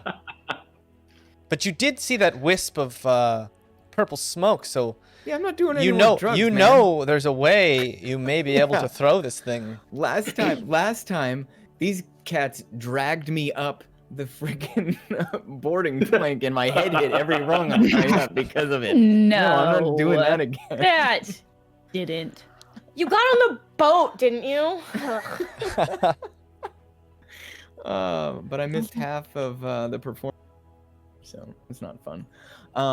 Okay, just wondering. Yeah. Just wondering. Yeah, this might Could be be your here or last. there. This might be your last night on the Lapping Lazuli. So anything you'd want to do, get done, accomplish. It might be soon time to part ways with Captain Tide and his crew. Well, as I'll say Captain bye to Tide, everyone. if we're almost to the city, can you tell us anything about it? What do you know? Well, it's much better than Capital City, that's for sure. Well, I mean, that pretty much. Did you see what just happened? Yeah. That's Capital City. So yeah. Me and my family stay there in Adghorad. We have a small place, but I'm typically out here. Okay.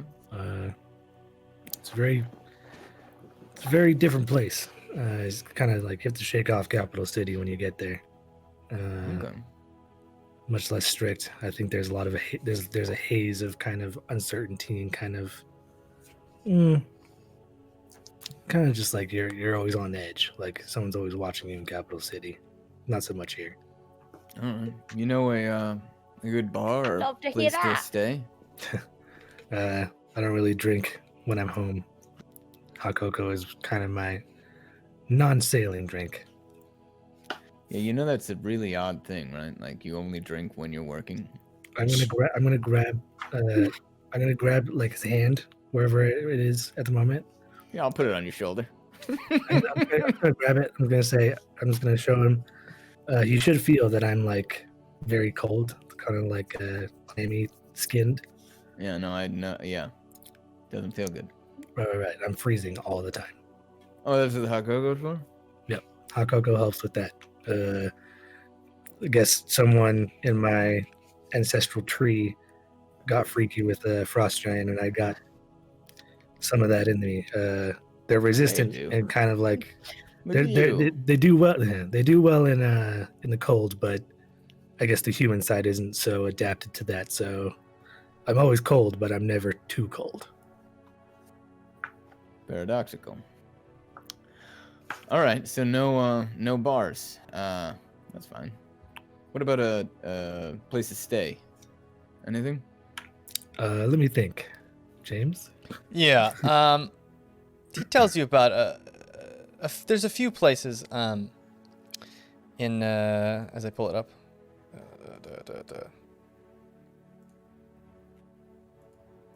Where is this? There's different districts. He explains to you Adghorad, the free city, and most people take this the wrong way. It's a very rigidly organized and controlled place.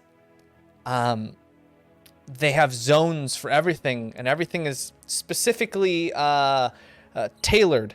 And most people find that odd in the beginning, but there's a lot of freedom. And he explains like the framework allows for fairness. It allows for people to have opportunity and such. And because of that, there's a certain freedom that comes when you're not looking over your shoulder for someone who's going to steal all your stuff. There's a certain freeness and calm when you don't think Ashen Riders are going to just come into your home and throw you into a cell. Or there's a certain freeness to knowing that there's a proper order to things. Or if you wanted to pursue something, you'd have that opportunity, and then there's proper ways to go about that. And so he tells you there's a zone. Everything's zoned. You have this zone called the Wink, which is more of a commercial district. And he tells you that's where a lot of the performers go. That's where all the inns are zoned. It's a commercial zoned for inns and taverns and musicians and performers. And there's two more popular inns. One of them called the Perfect Fifth.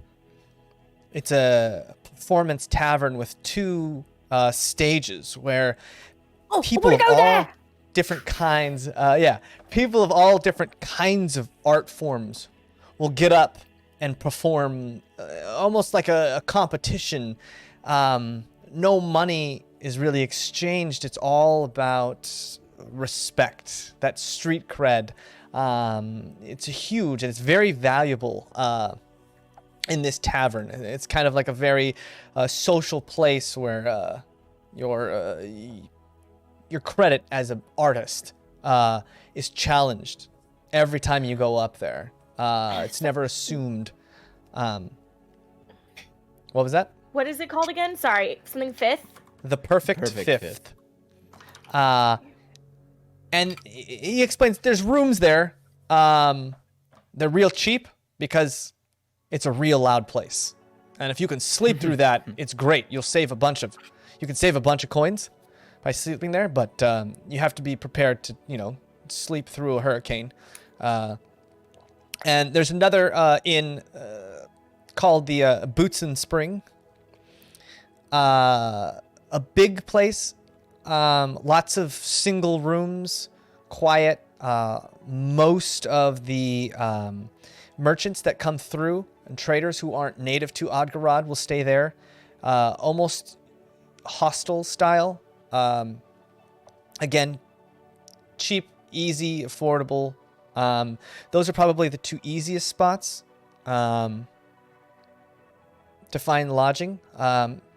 Unless you could find, he explains there's a whole residential district, but you're not allowed to stargaze there. And then he kind of explains to you that in Adghorad, there's a tradition called stargazing, and there's, again, zones for that, where a lot of people don't sleep in inns. A lot of people love to sleep under the stars, and there's a whole beachhead at this, there's a pond, a freshwater pond in the west side of Adghorad, and hundreds and hundreds of people will just sleep out on the beach and under the stars with a bedroll or whatever. And some people just prefer it, that open space. And so the zones where stargazing is allowed, it's viable to just either pitch a tent or grab a bedroll and sit out and just sleep out on the beach for free. Nice. Would you recommend that? Absolutely, yeah. Right. That's why we don't really have any accommodations for sleeping on board. We typically just sleep under the stars when we're port. Makes a lot more sense now. Yeah, Well, and that's behind you hear, I just sleep outside sometimes. It's not like back at home. I used to have a whole palace. I just look at him. Look at him and fucking no. Just here? No. Okay. What's a palace? What? What's a palace? I never heard of a palace before. Kinda looks at you, Justin. Go. It's a big old place where like royalty lives. My dad, he was the king. He was the king of the Sentinel to Yeah, sea. right. Yeah, and he had a big old palace, thousands of rooms, a whole bunch of guests and guards and stuff. He did have it. What happened to it? Oh, I guess it's still there. Oh, Yeah. why are you here? Yeah, oh well, just followed my heart. Way out here west. Yeah, still looking for love. In all the wrong places. You'll find it, buddy. Don't worry. It's a long story. Yeah, you guys don't have time for it. Maybe if you come back with us. It really takes a good 2 weeks to tell the whole thing. Yeah. Thanks, bud. Yeah, no problem. Who's staring It at was this thing really anyway? nice meeting you, Inkson. Is a king another name for a father? Yes, In this case, he's just a father of a lot of people, in charge of many people. Okay. I mean, there's a slight difference. No. Okay. I have a lot of brothers and sisters. Really? How many? I do too. Oh, more than I can count. Me too. I only know how to count to 5. Oh, more than that for sure. Yeah, well, it really depends on, who he's having alone time with. There's a lot of different types of sea creatures. It's not really like up here on the land. Down below, the races tend to be very different. Very different. Is that why you are the way you are? No, he cursed me, so I can't really go back home. But it's for the best. He's trying to teach me. He's teaching me to be my own man. Yeah. Okay. While Yeah, I'm hearing Inkson talk nonsense. I'm just gonna pass him another beer. Like, yeah. Yeah, and as he drinks the beer, you see it just the golden amber liquid just flowing Don't like into that. his body. I don't like that You can detail. kind of just see mixing around in there. Lovely. Yeah. I'm sorry, Killwise. What were you? Oh no, I was gonna wander away. I was gonna wander away from the group and hang the seaweed that I had collected as I was barnacle diving on my drying rack. Okay. Yeah, you put it out to dry. And I also grabbed a barnacle or two, right? I'm pretty sure I did. Yeah. In pockets. Yeah, Sure. why not? Yeah. I mean, it was like a couple hours worth of removing barnacles. Yeah. So you could Yeah. absolutely take a couple. Okay. Great.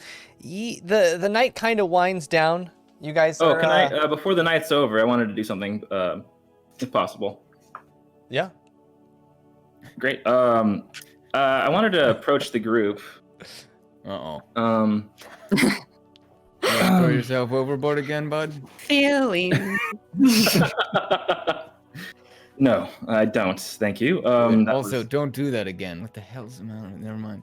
What are you saying? Was it Dresden, I have to say, you are very. You either want me to try to be a badass or to be very safe. No. Which one is it? No, throwing Yeah, yourself you know, overboard Dresden, isn't badass. you're very that's mean dumb. to people. Me? What was that? Yes, Dresden, you're very mean to people. What are you doing? Being mean to Inkson, and now you're being mean to Rezik. Oh, I see how it's happening. Yeah, that's actually good. That's pretty good. I don't know what you're doing exactly, but that was a very good. Yes, you. Me, yes. You. I think. Yeah. Okay. All right. Yes. Trust. Don't throw yourself overboard either. And then I turn myself into Rezik. Yeah, why you got to be so mean to everyone? Oh my. Oh. Oh no. Oh gosh. Oh, Paintbrushes and ink. Oh, I'm gonna go Yeah. paint my feelings now. Oh, you guys are making I just awkwardly kind of turtle a little bit. All right, come on. I mimic Come you. on. What do you got? I was going to ask. This is so odd now. I was going to ask Looking in the mirror, isn't it? Put tattoos together. if I could get your help with something as a group Sure, to why help not? Camden. This is our last night on the boat, and I know that being on the sea has kind of helped him. The kind of the movement of the boat's been kind of calming for him, and Trust has done a great job with music. So I had a little an art project we could try if you want to if you wanted to help me with it. We really Let's are see. painting our feelings then. I can't. I'm not. What do you actually have in mind? Well, follow me. And I walk over to where Camden's sitting. I turn back into Pub as we walk. Okay, yeah, Camden's down below deck. Awake this time. Still kind of got his knees up to his chest, rocking back and forth, just feeling the waves of the ships, muttering under his breath again to himself. You think he's gonna be okay with all of us pegging in this room with him? I think so. If this goes right, Trust, could you play some of your delightful music for him, please? Yeah, play Yes, but I thought we was asking Riptide if there was a wizard in here who could look at this ring on him. Oh, right. Yeah, so we need to... Oh, that's true. What are you going to do to him? Well, all I was going to do is do a little art project and see if he wanted to possibly help with it and join in. Could be a fun way to commemorate our travel as well on the boat Like here. finger painting? Rezik, I love you. I think you're a great guy. I'm not doing that. And I walk out. And I go ask the captain if there's like a big wizard in this city. The head honcho wizard. Seeing that happen, I'll be like, all right, yeah, I'm in. I'm down. That's fine. Give me a brush or whatever. My mother went through a similar thing, and it helped her when I used to paint with this, so I thought it could be helpful. Let's give it a shot. Okay. Yeah. Okay. You guys walk over. Again, he never really responds to you guys. He doesn't really take note, and as you guys walk over, he still seems to be very. I think Melissa wants your attention. Give yourself a concussion, Melissa. Is he muttering in common? Or are we just okay? It's still just that like that. Don't touch. Don't touch. Don't touch. Don't touch. Don't touch. Don't touch. Damn. Touch. Don't touch. That's all. Yeah, it'll just take some time. I think while we're preparing this, you can go to Trust and see if she's able to find any information. I'm basically gonna gather my paints, just the kind of cheaper acrylics, and start kind of mixing some colors. The cheap stuff on them, huh? Well, it's better for we're gonna do some splatter art, and it's better for that. So it's just mixing colors and kind of making it a little bit watered down, so it's easier to spray with. And I'll kind of just see if I'll have you guys help me kind of mix colors, and also I'll see if Camden wants to join in and maybe mix as well, or he can kind of just watch if he wants to. Oh, we're just straight doing art therapy. This is so cute. Yeah, you guys start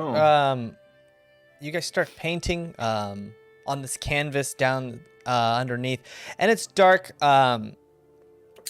You light some torches, and it feels very cozy. You hear that ale, the whole entire hole just full of ale sloshing back and forth rhythmically as you guys start to paint. What do each of you paint on this canvas? Well, actually, I have a specific thing we can do together. So basically, it's I've drawn something for my spell Misty Step, and it's basically I put my foot on the paper, and I've drawn an outline of my foot on the paper, and I have like different sigils and stuff around it. And I was gonna go ahead and put my foot back there again, and you can all get together and just start splashing my foot with the paints. Rezik. And then once it's done, I can. Rezik. Yes. Are we doing your homework?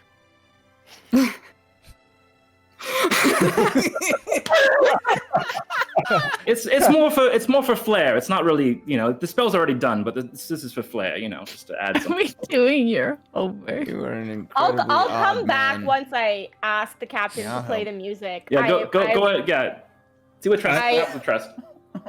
I won't paint, but I will come back to play the music.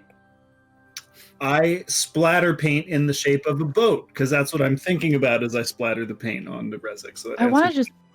Okay, give me a performance check. Pup. Down his back. I mean, but why? For your boat, your splatter paint boat. It doesn't need to be good. No. It's no. Yeah, we need to know how bad. I need to know how good or bad it is. We'll see how bad it is. I mean, you gotta feel the boat. You gotta roll the waves. You gotta roll the waves. He gets it. 18. Surprisingly, way better than you thought it was going to be. Yeah. It's like very good, Kelwise. The stars aligned, and you made a splatter boat that looks nice. Some of the splatter almost like perfectly hit the page to look like waves of different like depth and stuff. It gave the picture like a really nice, still amateur, but like a very nice. Pup. Don't eat the paint, please. It's not for eating. Oh. Okay. Yeah, and Pup, it's like lead. You taste. It's probably literally lead. You taste metal. You taste lead. Actually, supposedly tastes good, right? That's why lead paint chips are so tasty. Not speaking from experience. Yeah, this doesn't taste good. This type of. Yeah.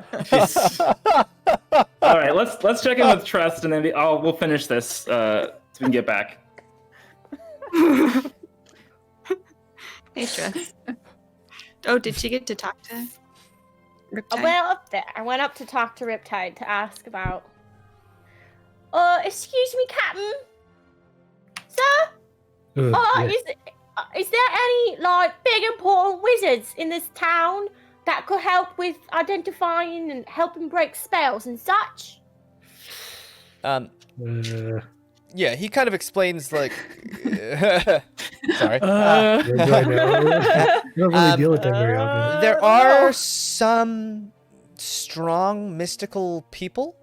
He explains there's a woman called the seer, and she's the vow seer, and she's a very, very powerful kind of mystic, widely respected in Adghorad. He doesn't know too much about her other than the fact that she, loosely, people can make big declarations, oaths, vows, and she can magically bind them to those oaths, granting them sometimes great powers, but also kind of binding them to that oath.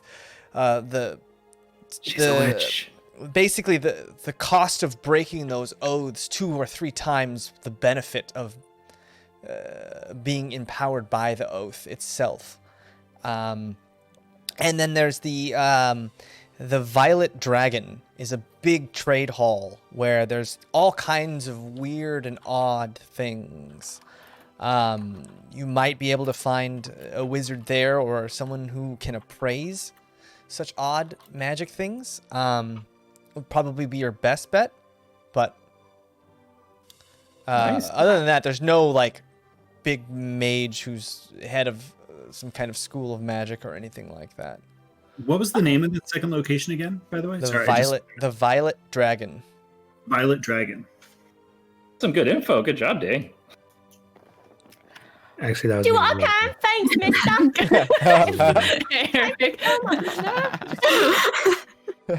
Actually. I will thank him and go back down to play the music. What kind of music you playing? The same lullaby music I've been using to calm Camden this whole time. Okay. What was the song in Ghost? Can you play that? Like when he goes behind her. Yeah. Was it the Righteous Brothers? Yes. So yeah. Yes, you guys are painting. Pup is painting with her tongue. Their tongue. I just like Pup is using their tongue to like. Infusing it with cheek cells. The paint itself. The general idea is that we all are going to work together, and you're all going to basically splash paint on my foot that's on this paper, and just try to get it all over the place. And hopefully, if we can kind of like while we're mixing paints and like splashing it, if we can get Camden involved in any way.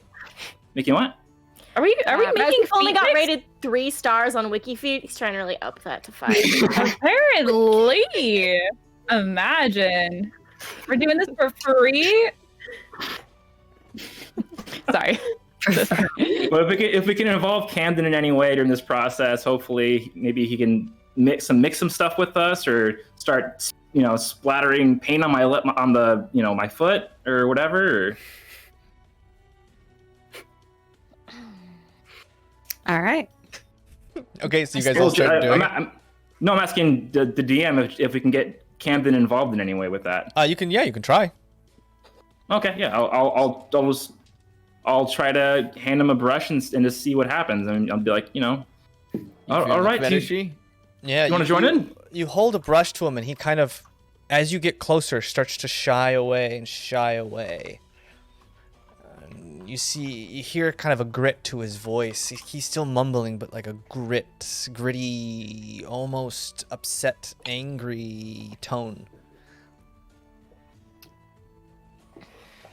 Maybe he's not in defeat. Maybe not.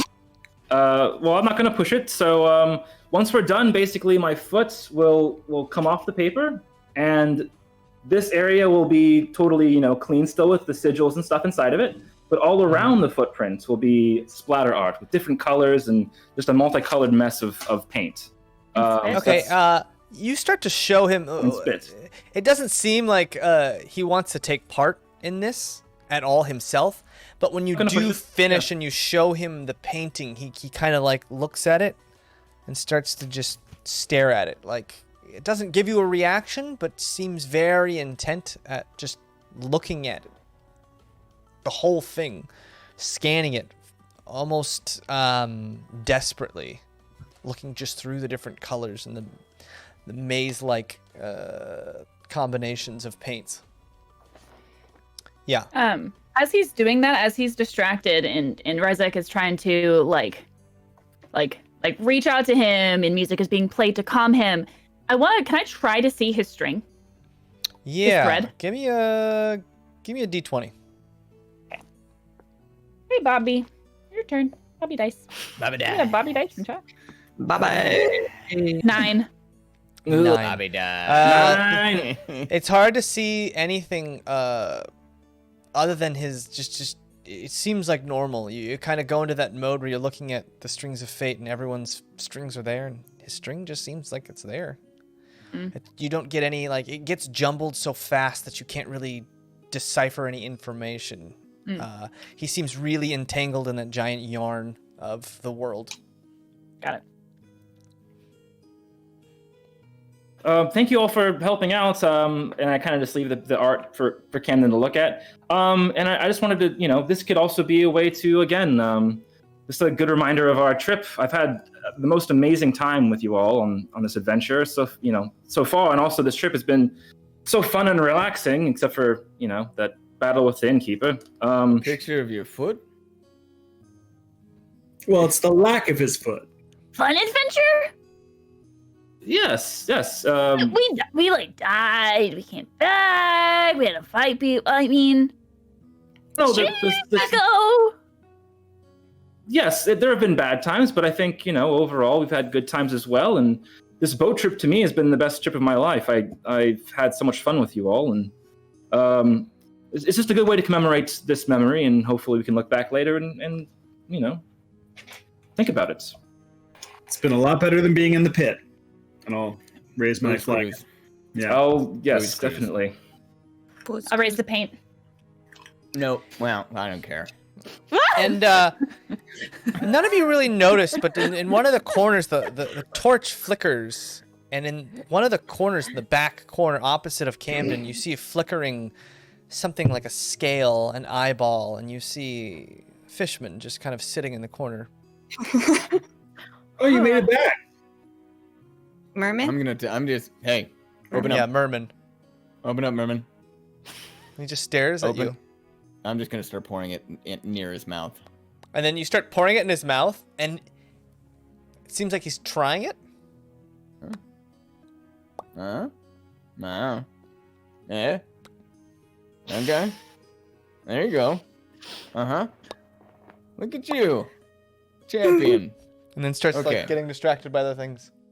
All right. Well, this glorious scene is happening in front of us. I will just bend down to Cornelia. Also, Cornelia, I wanted to just give you this, and I hand her a painting.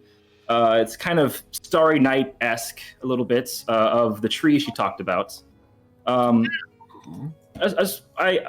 had a really fun time, teaching you how to use magic a little bit, and Just wanted to say that, I've noticed that there are times you get a little bit afraid of situations, like when hit with giant boomerangs, but I think that your magic comes partially from that tree you talked about, the magical tree that you used to see in your home, and you should just know that you're a lot bigger than you physically are.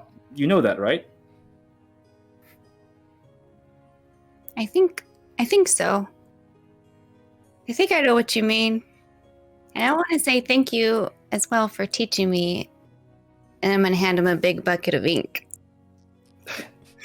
I think we passed. Yeah. And thank you for all the magical items you always give me. This has been, I have so many spells. Thank you. Thank you in general, overall. And just when you think about it, really, half this crew is, small of folk, and we've been able to take on the pit, for God's sakes. So you shouldn't think less of yourself. You're very powerful.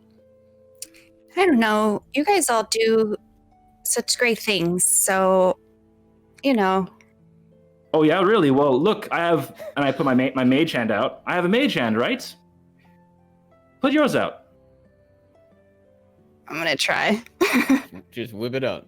Yeah. Whip it out. She does the spell and nothing happens, seemingly. But Cornelia, you know that your mage hand is invisible. Yes, exactly. Yours is invisible. I could never do that, Cornelia. You're stronger than I am in that spell. I'm You're already going surpassing me. to smack him in the face. Okay. Rightfully done. That's. Smack him on the butt. Okay. I've taught you.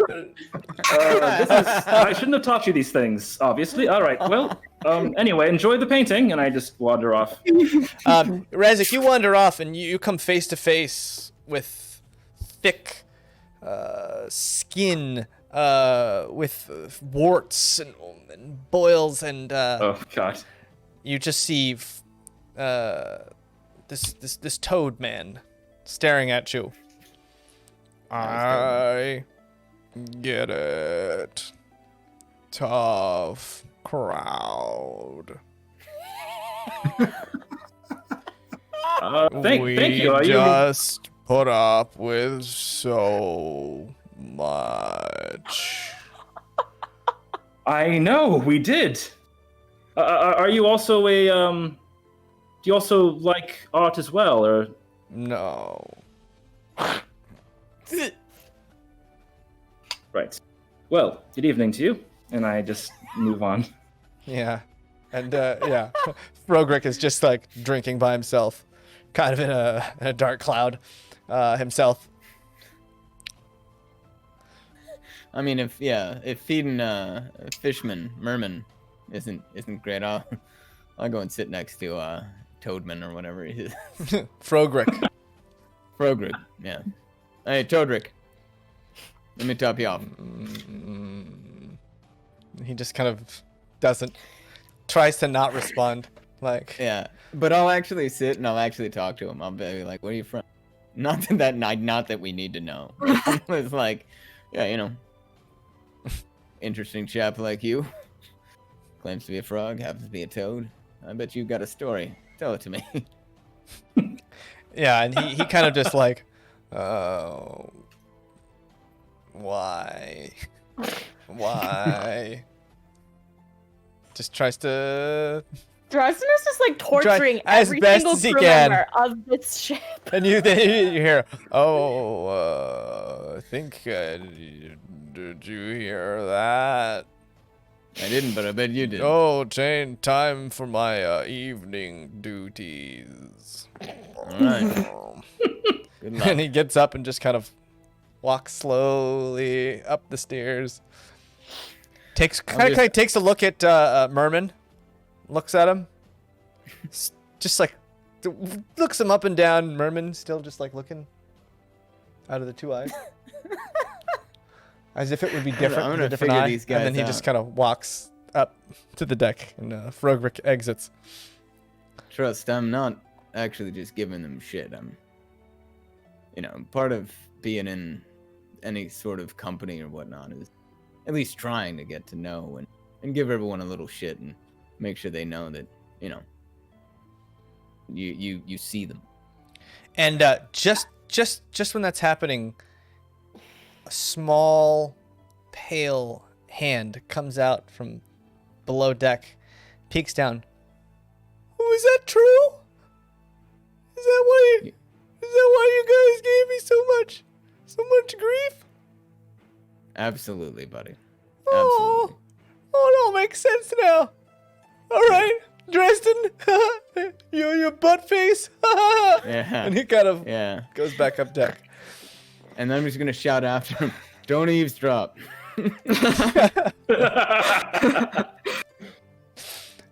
Okay.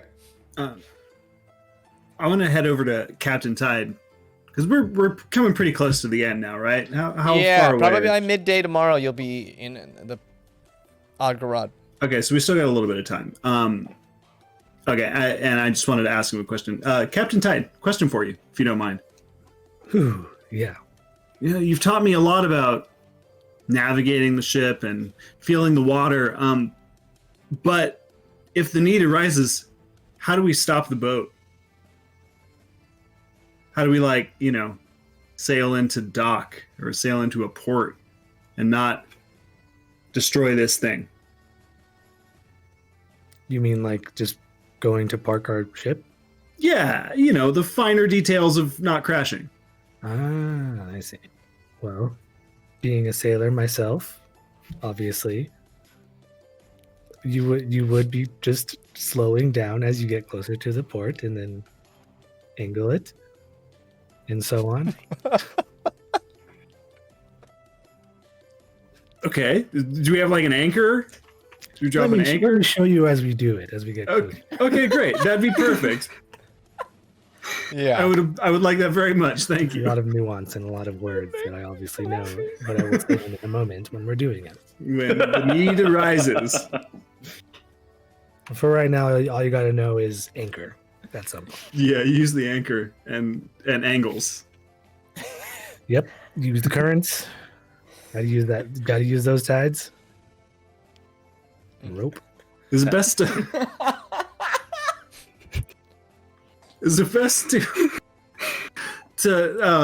dock your boat in high tide or low tide?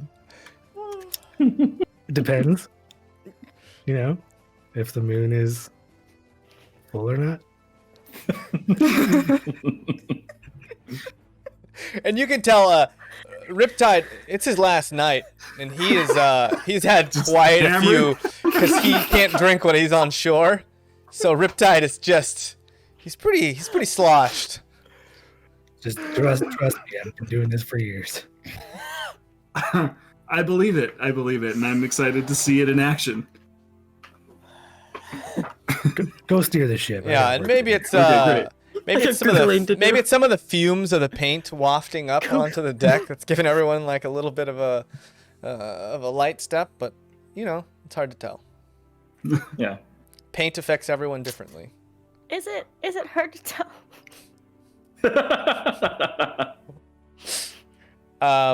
Yeah, so you guys kind of settle down for your last night.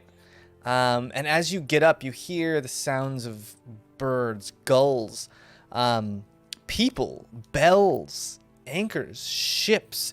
And you look around and you find yourself right in front, coming up upon this huge city. Small boats weaving in and out, moving much quicker than these big ships. Some humongous ships. One ship way off in the distance you recognize. That same ship, the Edenbow ship. Kind of anchored in this huge... You see this huge reef. Skirting around, creating this cove of sorts with ships all around it. Some of the larger ships docked far out and anchored. And as you look up onto the coast, you see the city of Adghorad. Big, huge, 100-foot cliff sides as these waves smash up against them, and you see this little beach cove and these huge pulleys. These people unloading cargo onto these pulleys that go straight up 100 feet onto this cove. And on top of that 100 feet, you see these huge buildings, most with domed stone artistry, composition, I guess. Most of the buildings here are made of stone. You see lush, just greenery on these huge hills right behind the city itself. And you just see trees and life, just life everywhere. You see these shallow pools of fish swimming around, and then to the east, to your left, you see that giant estuary of the Grimjaws Strait just flowing into this giant cove. And you notice there's like maybe 3 or 4 dozen broken boats at the edge of this estuary, just huddled around everywhere. And you see maybe 6 boats out there, people diving, checking the cargo, salvaging of sorts, just checking through this. Another 12 boats, some waiting to dock and some not. Hundreds of people on this big beachfront, sending cargo up and down these giant pulleys. You guys kind of come into dock and you wait maybe a few hours in this queue of sorts. You can tell that there's like more public docks and private docks, and you see some of the much more expensive ships sailing up onto the west side of the bank, and then the east side of the bank seems to be where the main traffic is, and that's where Captain Riptide kind of steers the ships, pulling up the sails, using the currents, pointing his boats in different directions to slow down as one with a snowboard of sorts, pulling his ship slowly up. You know, yeah. Power sliding his way back and forth. And then you see tons of ships, like maybe 40 little tiny, almost dinghy-sized boats with sails, people fishing all over this place. Those really small boats kind of weaving in and out of the reefs. Some diving with a little bag, putting what looks like clams and different shells and food. Some fishing with nets all over the place. It seems like the sea is just alive, not just with ocean life, but people.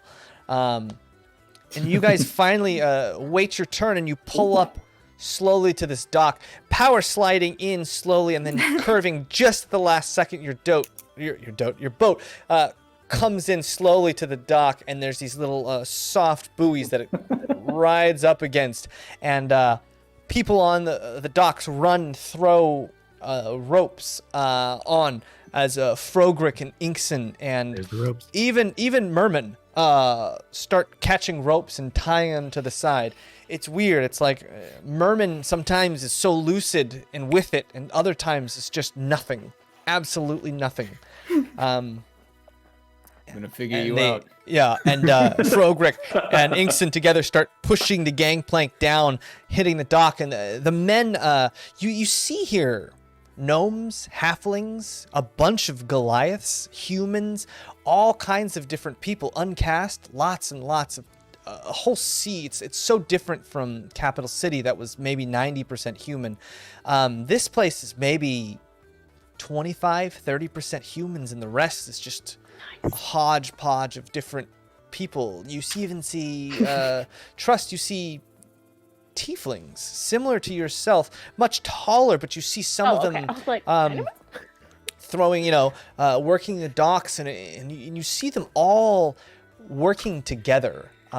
It's so different. You just feel that maybe that caste system just fading, that discrimination from looks and heights and racial groups and horns. Yeah. And you see people joking, the tieflings joking with an uncast, joking with a gnome, joking with a human, all working together to pull these boats in, some carrying cargo, waiting their turns on these giant lifts.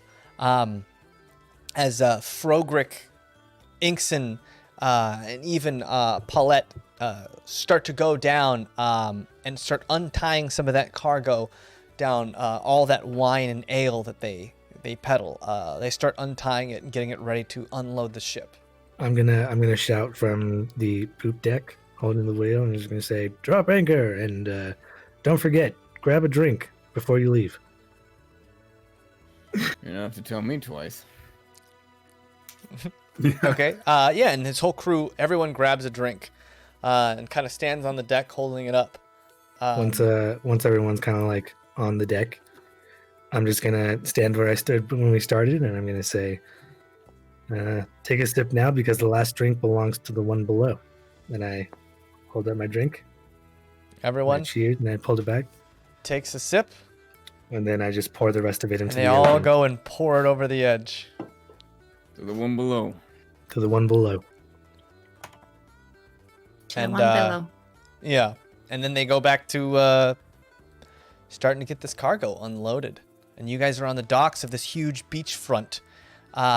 Maybe a quarter mile past this beachfront. And there's like lots and lots of boards that have been placed on the sand to make veritable paths of sorts. They're not anything permanent, but people with like carts kind of run back and forth, and you see that there's like crews that other ships are making deals with to be like, all right, you know, like I'll pay you this. You see them like haggling with prices to kind of move the carts over to those pulleys and such. Tide. I'm in the middle of like ledger work. Yeah. I don't mean to bother you, but I just want to say thank you for taking us and our cargo. Here. Means No a lot. problem. Yeah, you paid me too. Yeah, but you did it well, so thank you. Oh, that reminds me. I'm gonna like run into my office, my quarters, and I come back out. I'm gonna give you back my share. I don't need it. So it was 20 per gold. I get 5 per. So however many. You sure? Yeah. Like you said, you did a job. Yeah, but I would have done it for free. I'm gonna scuttle over too and be like, and what about this chest with gems? I mean, it seems like you need this money for protection. No. I won that in the last Crowball. Kind of just, if you ever get into another Crowball game, you're welcome to use it, but it's all yours. Oh. Yeah. Does it have any other meaning or just a Crowball prize? It did mean that I did not have to do chores that day, so pretty good to me. Well, thank you. That was a fun game, and thanks for taking us here. You did well. I tried my best, and I couldn't get you guys. That's all, pup. It was a team effort. You all were involved. Pup, you're just kind of taking this new place in. Giant trees, shrubberies, things you've never seen before, and something catches your eye. There's a figure staring straight at you. He's got a little bit of facial hair, clean, nice clothes, not expensive but nice, like a bandana around his head, kind of covering one of his eyes. Over a big smile on his face, a missing left arm, but standing tall, almost tough, capable, and you see he's got a rapier in his belt by his side, looking suave. And you hear, "I say."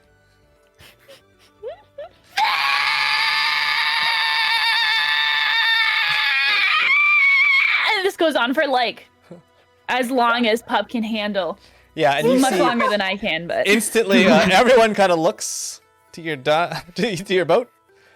Fitz is like looking around like, "Oh, Pup, yes, it is very good to see you too. I'd say I didn't know how long I would have to wait here." Wait, hold on, I'll be right back. And I run over to the captain and I jump on him and I give him a big old hug and I kiss him on his forehead and I snuggle in on him. And thank you so much for teaching me everything that you taught me. I had a lot of fun playing with you. And thank you for telling me that chocolate was the best thing I've ever had in my entire life. And I love you very much. And I hope that you get back to you're feeling really safe, and I hope that you have a good time teaching your kids. I know you're back to teaching your kids when you're teaching me counting, and thank you for teaching me counting, and thank you for everything. It was a really great time, and I snuggle, and I kiss her really hard again, and then I run over to Fitz and I tackle Fitz.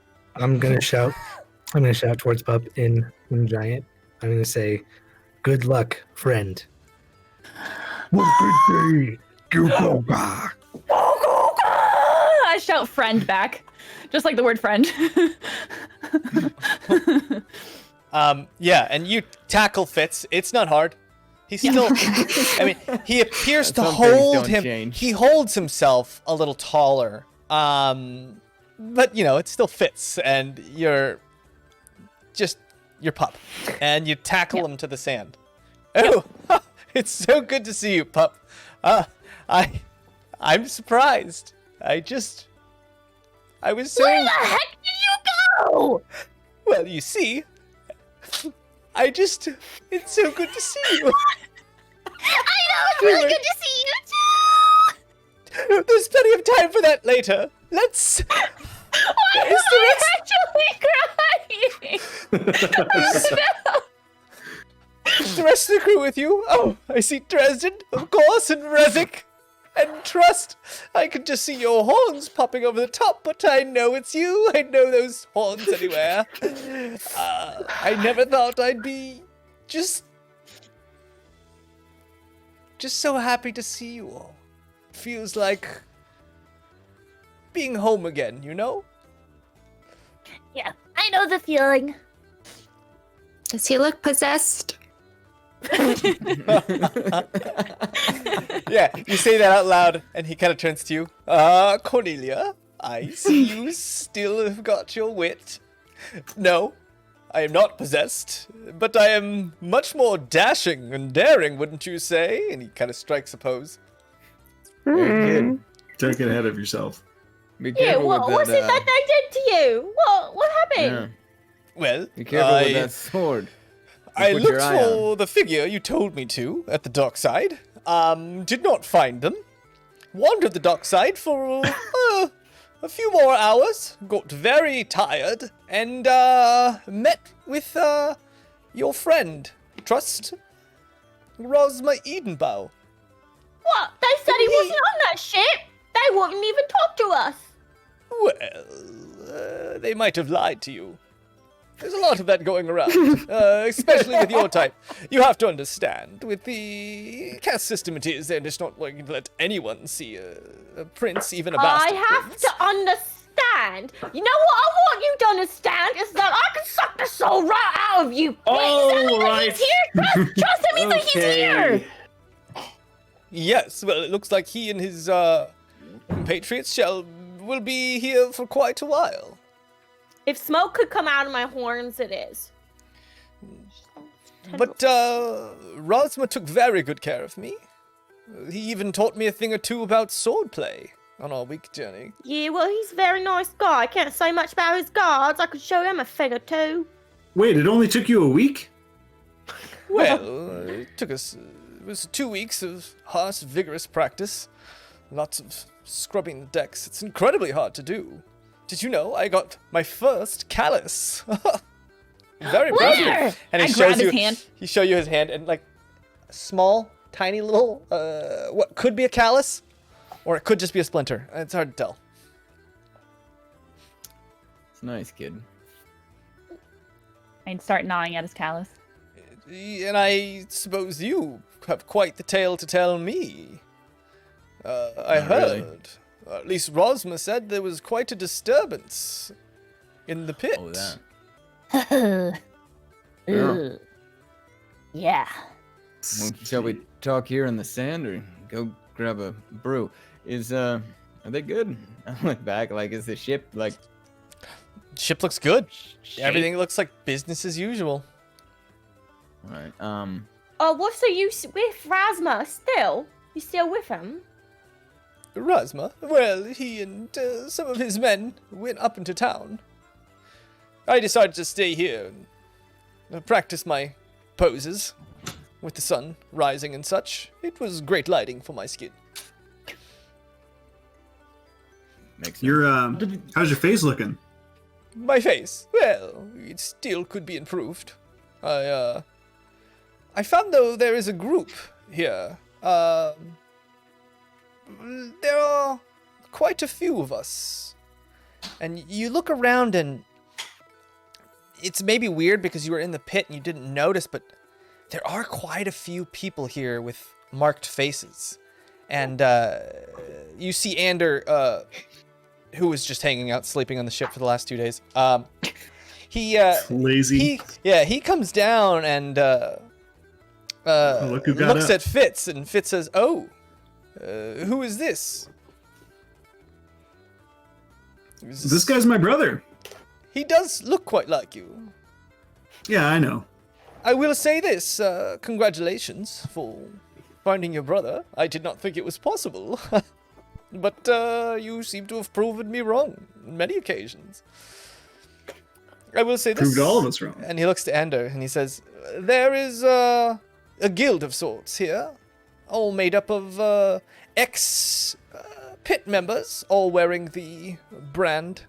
But it is seen as a mark of survival, a mark of prestige. There is a guild here, if you'd like, and they find ample employment for people such as you and I, who have been branded and marked and taken advantage of. So that's available to you, if you'd like. Well, I guess it's anyways, a good thing I didn't cut that off your face, huh? Well, joining a guild of lowerlings is one thing, but having my beautiful face back is a complete other. Let's just say I'd much rather have my face back. But don't tell them that. Really Please don't tell them no, that. No, of course not. Of course not, no. I mean, I was born into royalty, so... Fitz, why don't you show us? Why don't you show us where we can go talk? Yeah? Why don't you... Well, come on, yes. Well, I haven't actually been up to the city, so this should be an adventure of sorts for all of us. Shall we?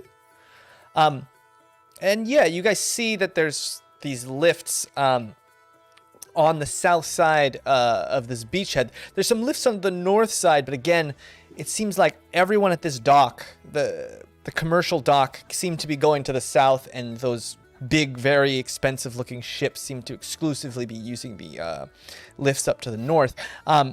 You guys head down to the south end of the beach. Before we split, I just wanna call back to Daye. Hey, are you coming or are you staying? I've got an appointment. I'm staying, but All right. we'll be here for a couple of days. All right. Well, is it okay if we ever look you up if we need to go somewhere else? I'm sure the dockmaster's got our ledger. You got a place in town. I'll give you a general direction on where we are, and I'm gonna like pull out a scrap of paper, give, like slight directions. Yeah, and he gives you like what you assume is address. It just says like Cobbleton, 3 houses over from hold on. Cobbleton, 3 houses south and 1 house west from Copperpots, with slightly bigger dome than the others next to it. Yeah. Brown door. And then I kind of just like scribble the rest. Like, you'll figure it out. But I'm sure that'll get us there. If you need a place to stay and don't want to stay in town or something, we got space. We got room for you. Thank you. Probably not you and every single person. Probably like whoever I saw on deck. All right. Well, thank you. No problem. I've got an idiot that's gonna lead me into the city, so I gotta go. Stay safe. You too. Yeah. Like, I offer like the like wrist arm handshake. Oh yeah. I'm not turning that down. Are you kidding me? Oh yeah. And I also go back for one of those because I wanted one the other day. I'll just offer that same effort. Grabbing everyone's forearm. I feel complete. Cornelia. Yeah, and as we saw before, Cornelia barely comes up to his kneecap. That's awesome. It's more of like You're a like literally the size of his like this. finger. I was gonna to, say, can I grab his hand? I guess, and he has my whole arm. I'm gonna grab the whole arm. I'm gonna say, "You owe me chores." Aye, aye, Captain. Oh, I love it. it's so Yeah, you guys all start heading over to those that southern set of pulleys going up, and you notice like to interrupt. As they're leaving, they're gonna see like a cart pull up next to the ship, and a half-elf woman and a young blue-skinned, like kind of tuft of haired little half-elf boy kind of comes up, and Tide picks him up and he grabs him and hugs him and Oh, Nice. starts sharing. that's so Nice. I turn back and say in giant, she's beautiful! Uh, Good job! yes, and yes. Yeah! Mama Me. shot! That would be the ultimate giant response too. No, Right? just interrupt.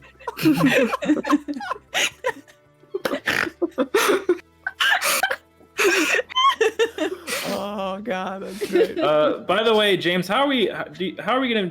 Is Camden gonna like go with us, or we need to find a way to yes, you know Camden. transport him? Yeah, how do I deal with this trauma? You guys, being with Camden as long as you have, Camden will follow you guys, Okay, great. but a slow, sad like puppy. very slowly, and kind of like keeping to himself, trying to stay away from people, as he does. But he does kind of follow you guys in like maybe a haze, almost like by rote. He's just been trained, not even consciously doing it. He just kind of follows Yeah. you, still muttering to himself, keeping to himself. Yeah, we should try to find a solution to this as fast as possible. Yep. We will.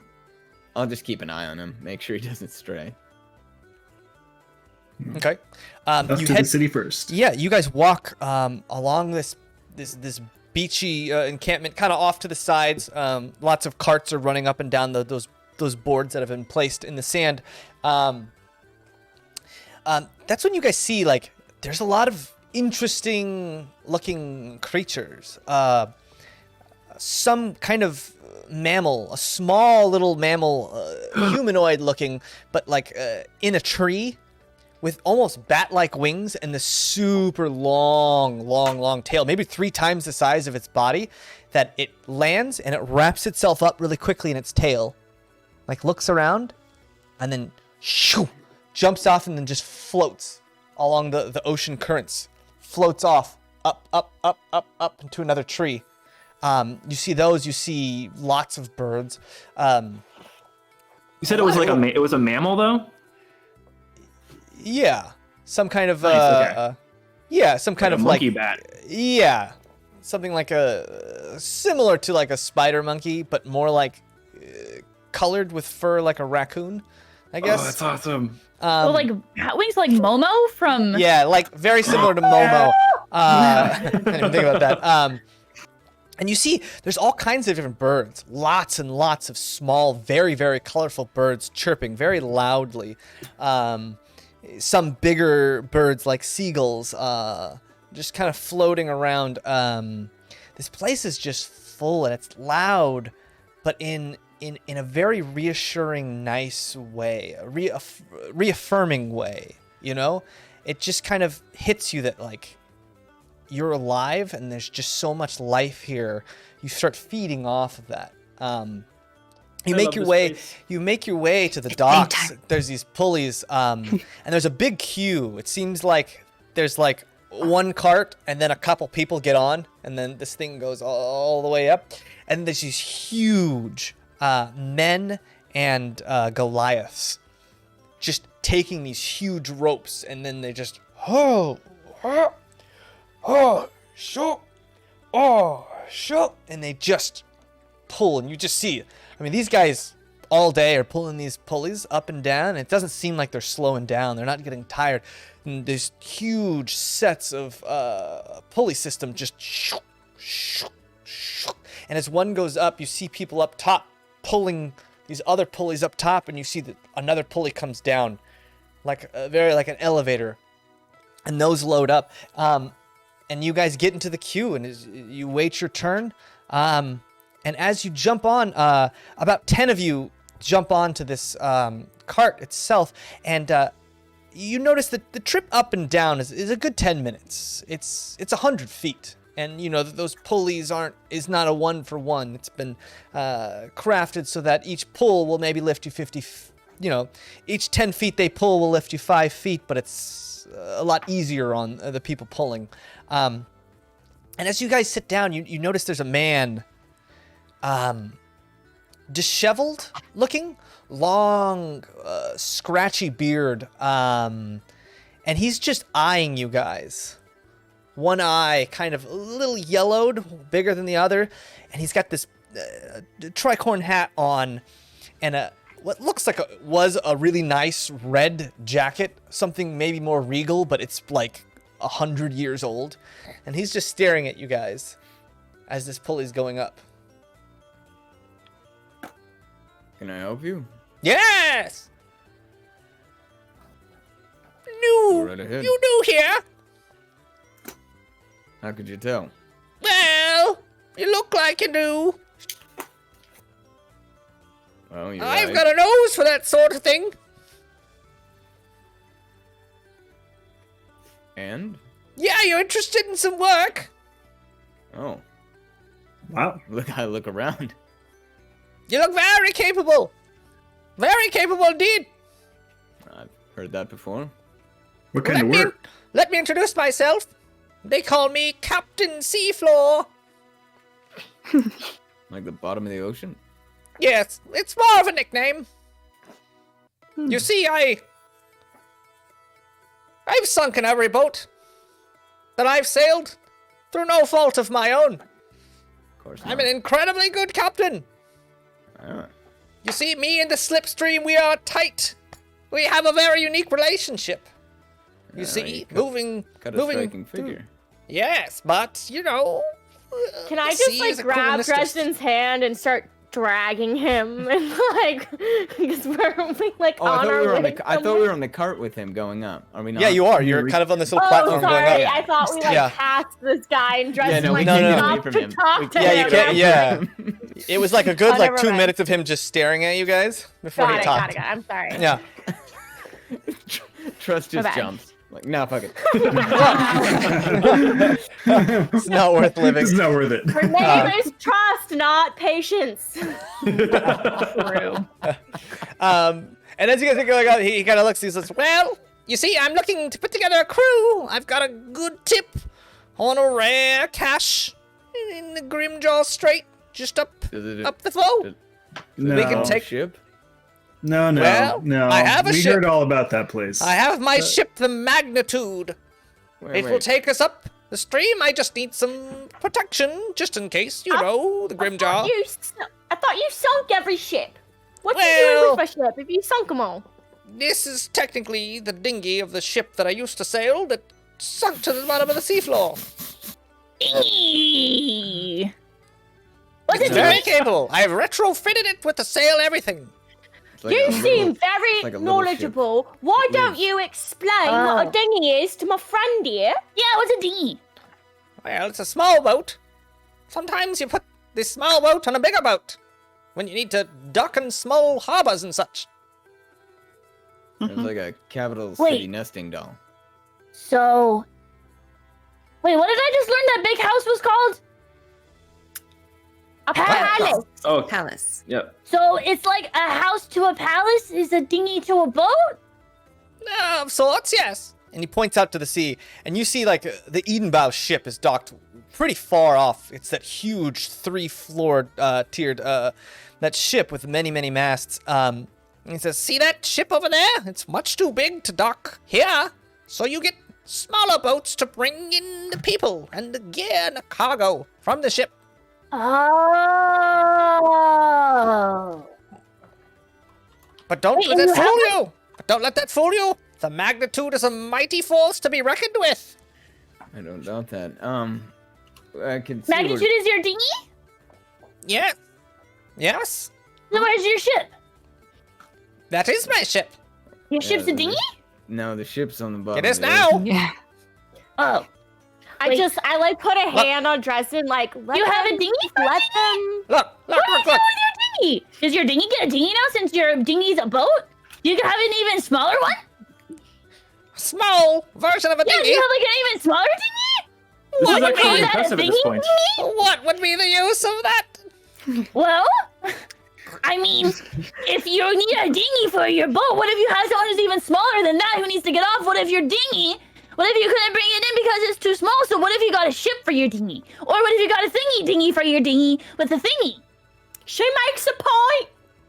No, just make them She does swim at that tell me point. I thought that's that's what small- they usually did after you sunk them all. You got to swim, yeah? Wait, so what if you just use a piece of wood? What if you put a stick on your dinghy so that the stick could be your dinghy for your dinghy? That is your thingy for your dinghy. Oh, that is the thingy for the dinghy. You Like bringy the thingy for the dinghy?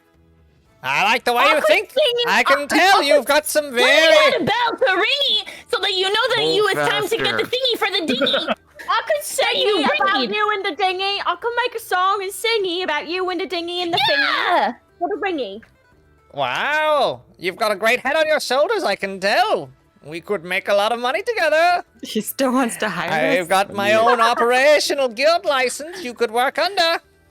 Huh? What's a license? We are the Chestnut Alliance. Okay. What's a license?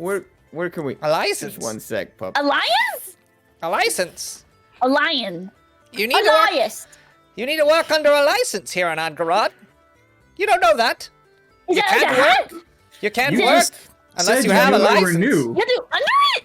Yes, but What I is it? didn't know. Is it low? How If you're too new? tall, will you hit your head on it? It's like a hat, I think. I think I've lost her train of thought, but I like where she's going. Green, I thought we were talking about boats. No, No, we were what talking was- about boats. Talking We about saw a licenses. cart.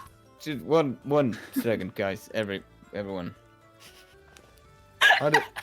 How does one go about getting a license? If do all work need license? Like, let's say we want to go out and kill giant rats in sewers or something. Yes. Do we need a killing license for sewer rats? To do that, Dresden. That sounds terrible, Dresden. Well, you'd No, need I a don't- license. I don't want to. You'd be a license under a laborer. Yes. You need to go to the Okay. Better Business Bureau. The Triple B. Oh, wow. Okay. Where's that? Thanks, Do you mind Matt. telling We'll us? look out for the Better Business Bureau. Oh. How much does this license cost? Yeah. Hey, asking the good Well, questions. Look at you. You can work. You can sign on to a license for I think it's only 5 silver pieces. But if you want to form your own guild, it's 100 gold. So wait, if we Where sign can on we to a see? license, Where can we'd we be- see what guilds is already there? yeah, we'd be sign on to? operating under another guild. Well, yes, the Chestnut Alliance. We are a mighty That- force that's- to be reckoned with. well, That is I the thought that was guild just- I am for. I thought that was just you and your mighty dinghy. Well, it is just me now. The last crew didn't make Drowned? it. No. Well, one of them did. You The really other two can't bring were, them back to life, huh? They were torn apart by vicious crab-like people. Nah, it's Oh my. But they were We highly saw them. incapable. They were incapable bunch. I wouldn't one of think them too have much a about locket? them. A locket? No, those were seals, pup. Oh, somebody else just saw crabs that were like, oh, crabby, yummy, yummy. No, that It was was Yeah, the but they seal. didn't The have seal the didn't have the locket. drip. You're right. I wouldn't put it past this guy to hire seals though. So, friend, bottom sea bottom. It's Seafloor. Captain Seafloor. Captain Seafloor, that's what it Seafloor. is. Captain Seafloor. Bottom. Captain. No offense. I will write great songs about you, sir. That is Bottom. Oh, I'm sure there are tons of amazing songs already about him.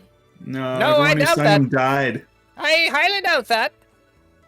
If we go to the Better Business Bureau, will they be able to direct us to what sort of license we might need? Yes, of course. All right, and you still won't tell me where that is, though. Oh, it's to the north. You just wind around north into one of the Appropriately 3 vague. families. The three You know families. about the 3 families? Oh dear. Dear. Okay, look at you me. know Look at nothing. me. Look at You me. know know nothing. new. Yes, but you've You never know we're heard new of them? here. Oh my No. god. Oh my gosh. Well, New. I don't know that we have enough time on this lift. Look, are you interested or not? I need to find a group. several minutes. I need we to find a clearly group have more. to go up the Interested Grimdar in Strait in your to hats? get this treasure before No. someone else nabs it. Is he selling Let me- hats? I'm confused. Let me just answer you. No. No. You seem No. like a nice guy, but I don't. and Do don't I? Think, I think I've come off quite scary. well, I scary appreciate isn't the how word. I appreciate how, Terrifying. I actually You do- appreciate the how process- honest he is, though, by saying he sinks all of his boats. It's pretty honest. Well, for that's him what do I that, was gonna you know? get at. You Bad told sale, us you but, sink you know. all your boats, so no. But thank you. Well, I go on very daring adventures. I can. I will tell. say that to my name. Very daring indeed. Yeah. Daring bottom. You're a daring bottom. Got it. I look Captain kind of- Daring Bottom. I Who's still that? look at Dresden and be like, once Fitz finds us Rasma, I'm Still sure not a he sex knows cult. about all of this. Oh, sure. I'm just waiting to get off this thing. I think this guy might stab us to death if we don't let him keep talking. To the north and the three brothers. Oh, look, it's the top. Speak It's the quickly, three Captain. landing families. The Oh, landing family goes north. look, there's the Tantanus. There's the Kuroseth and the Awalabi. They're the three original families who landed in Adghorad. Can you spell those for us? Phonetically. I have actually never learned to spell or read. Not really necessary. I learned to read You gotta get it charts. really slowly. You know, X's on maps. That's all. The only letter you need, right? Yes, clearly. Right. Clearly. Well, if you change your Just saying, mind, and I have not found a group worthy enough to come on this daring journey, full of treasure and intrigue, well, Where you can we come find you? me. I'll be around. You'll probably hear my voice. It's quite piercing. Piercing. Hey. Yeah, Again, very honest. Yeah. I'm Are you not trying normally to. in a? I'm not trying to trick you. No, of course you're not. Hey, you're like doing okay, right? You've got food for dinner. Of like, you're not course. homeless, are you? Of course. Okay. Just I am making sure. Captain Seafloor. Of course. Oh, floor. I thought it was bottom. That's alright. Just like different. Is it time to get off? Yeah, and as that happens, the thing, and you guys reach the top, and as you look out, you see these big switchbacks, these dirt roads heading up, and there's one to the north where again the more regal-looking carts are going, and there's a big winding path to the south that heads to this giant. It's like a gate with a big building behind it, kind of a checkpoint of sorts. And there's a long group of people just winding up to that checkpoint. And you see Captain Seafloor just kind of wave to you and starts walking surprisingly quick for how gangly and inept he looks, but winds up. I almost want to help him because he's so honest, though. Honestly, No. like really. Oh, no, I was really thrown. I was thrown by that. I'm not gonna lie. Definitely Yes, flaw. definitely a strange fellow. We should not consult with those sites of folks. Well, I mean, worst Well, I comes don't want to take worst, any you mission know. from a guy who sinks all of his ships. Well, I mean, what about a land mission, right? And what happened to the rest of his crew? Or the other crew? No, they're all dead. All of them. I He guarantee. said they were torn apart by vicious crab creatures. Yeah. Oh. That's No thanks. Oh. Hard pass. They turned into a dinghy. Oh. Yes. Yep. Turned into a dinghy. A smaller version of the big one, right? That's what a Oh. dinghy Good is. point. They Yes, turned yes, into many exactly. dinghies. Yeah. Huh. Some of those dinghies were eaten. Why would you need a smaller Smart. dinghy for a Smart dinghy? pup. I don't know. That's what he kept saying. So I was Stop. confused. I guess really like a life jacket would be a dinghy for a dinghy. Hey, where are we going? Well, we just North. head up to this That's checkpoint. the dinghy for the dinghy. All right. And you Let's guys go wind north. up to this checkpoint, and most people there. This checkpoint's going quickly. You see a man in very loose fitting t-shirt, his hair pulled back into a small little ponytail on his back. He's got this big ledger out and a table, and he's just sitting there scribbling. Some people just walk through and he waves, like he already knows them. And as you approach, he hails you. Oh, hello there. Well met. Hi. I don't think nice. I've seen you around here before. Hello. Are you No, new we're new. to Adghorad? Oh, well, welcome then. Welcome to the free city of Adghorad. Thank you. What is free? your purpose in coming to this fair city? That's a big question. We've come to seek work here. Honest Work? work. Oh, Yes. well, you'll need to register under one of the guild licenses. You find a guild. There are many guilds around of all kinds of different work, but find one of them. Head to the business bureau, and just sign up with them, and they should be good to let you go. There is a small fee. Most guilds will waive your fee and pay it for you, and you can pay them back later. But there are many opportunities here. And he kind of sees Fitz's face. And I'll have you know that all are welcome here, as long as you have a stout heart and a true mind. You hear that, Fitz? Thank You're not you. welcome. I have, excuse me, I'm so sorry. I have one question. Where do we learn about the different guilds so that we can choose the appropriate one?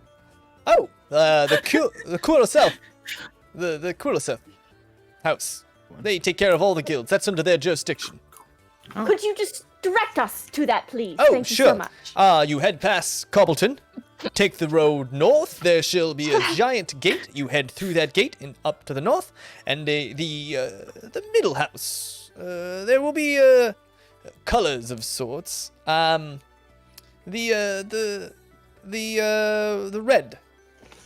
red themed household, if you will. They like their colors. Thank you. I don't know. Who am I to? Yes. But there will be I a small also guild love registration colors. center, and they will take care of you. Thank you so much. Yes, absolutely. Yeah, you've Anything really else? been helpful. Thank you so much. You didn't spend time on the ship learning how to talk like me. Which is even better because he probably sounds horrible. God awful. Well, It's a compliment. I just give Trust the eye back. Just give her the eye back. Just. It's a compliment. I want to sound as respectable as you. I know I sound like a street urchin. Come on.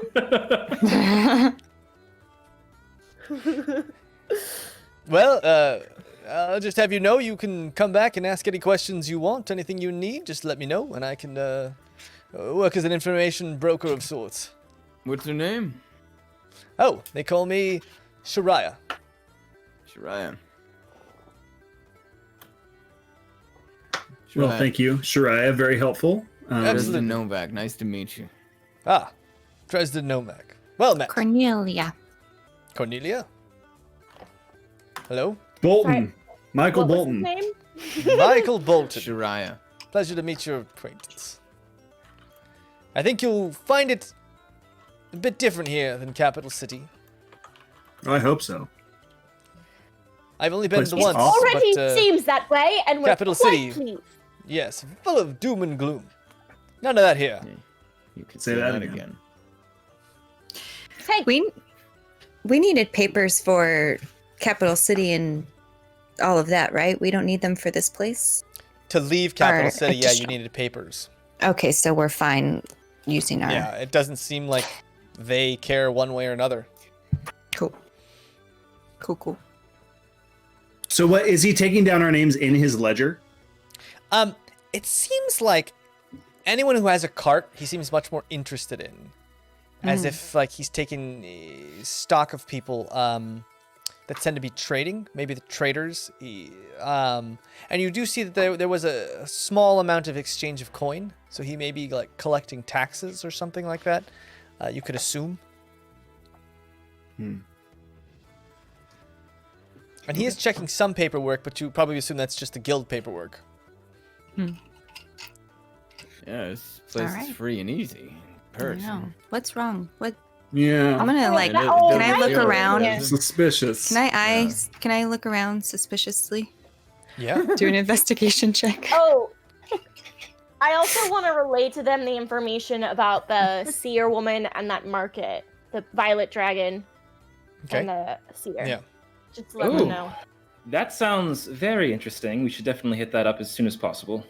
Hey, you hear that, Camden? Good stuff. And Camden kind of just Doesn't look like that, bud. no response, just following you, kind of in a haze still. Yeah. Well, do we go get registered first, or do we go to What time is the it? dragon first? Yeah, what time is It's it? midday. It's maybe around. I'd say we get Noon. lunch. I'm hungry. Yeah. Yeah. Because we still need to figure out what the guilds are, which one Yeah. is the best one for us. Maybe we put Sounds our stuff so down in an inn. or Make our something. own. Yeah, but what if there's like a 100 gold, I know. treasure hunting guild? Like, why not just join that? Yeah. Yeah. We got a lot to Mhm. learn, but maybe put down some of our stuff and grab a bite at an inn. And then, Find us a place to stay, get some food, maybe find Razma, Edenbow. Yeah, Yeah, Fitz, do you perhaps- know where perhaps we he can went find them actually? both. What was that? Fitz, do you know? Oh, we're still with this guy. Sorry, we still. Oh no, We still you can ask checking in? Fitz. Oh, what happened to Ramza? Rasma. Razma? Rasma. Oh, he probably went off to talk to the nobles of such. He is very He's high. wrong. You don't understand. Even in the noble rings, there is a hierarchy, and he is quite near the top. I think I understand where he was, considering he was my patron, Fitz. Yes. I Fitz, was very did you, curious. Don't take this the wrong way, but did he like you? How could he not like me?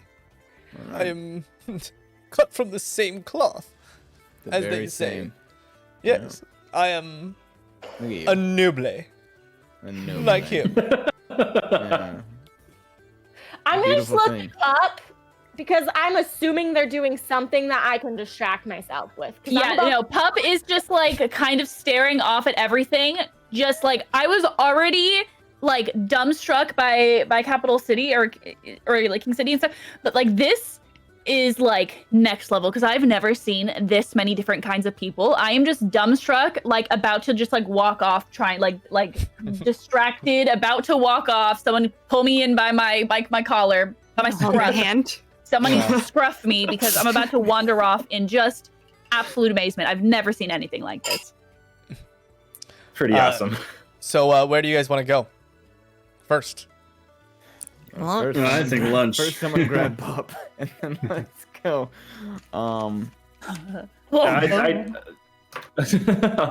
I'll take Pop's hand and all right, come on. Where right, we yeah. go? The Wink. We'll head to the Wink and look for an inn. Right, that's the district. Yeah. And sorry, it's kind of the wink. Oh yes, you'll head up this ramp, and when it evens out, you keep heading straight, and you'll see a path to the left. Just beyond that, keep heading straight, and you'll see a district. The Wink. You can't miss it. Lots of performers, lots of art. It'll look quite different. Well, we should blend right in, no? Absolutely. I think you'll be very happy here. Well met. Welcome to Adghorad. Thank you kindly. And he hails the next group of people and starts just talking up, very casually talking up the next person with cart. Guy was the We should definitely visit. friendliest guard I've ever met. He's very friendly, yeah. It's like off-putting. I like that guy. I'm sorry. No, I'm me sorry. too. Vizic, I'm not trying to make fun of you when I use the way you talk. I just think it sounds a lot nicer than the way I talk. You know, people might respect me more. You know? You shouldn't do that for other people. It's fine. It's okay. I understand. It's fine. I'll learn how to talk like Dresden. It's fine. If you don't like it, Wait. No, it's okay. It's I fine. wouldn't recommend that. Can I I just feel like honored. bonk Trust right on her little between her horns? We go bonk her right on her head. Hey! Yeah. What the hell? What do you mean? You're the only crust that's ever been a trust. So you should be okay with that, you know? You're the only one that has your string. You're the only one with your own thread. So why do you have to be someone else's thread when you have your own thread that's so pretty and beautiful and yours? Because I'm a Bonk. oh, Bonk. I would No. like- And you hear Fitz. Fitz is behind Trust, just kind of snickering. And I just turn and I give him like the. Yeah, can I growl? I feel like Well, my new powers, I should also be able to growl. So if Pup turns around and growls, Double evil stare. I'm just happy Be you're careful, back. kid. It's funny the By the way, we things. should.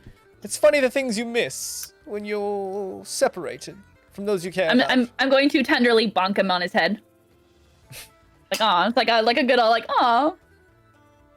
We should definitely visit the perfect fifth at some point as well. That sounds pretty fun, right, Trust?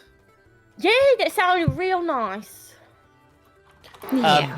Yeah, so you guys head straight. You go past what looks like there's a bunch of shops to your left, and to your right you see this huge set of houses. Small, they look like homes with those domed tops, and you start to see what Captain Riptide was talking about.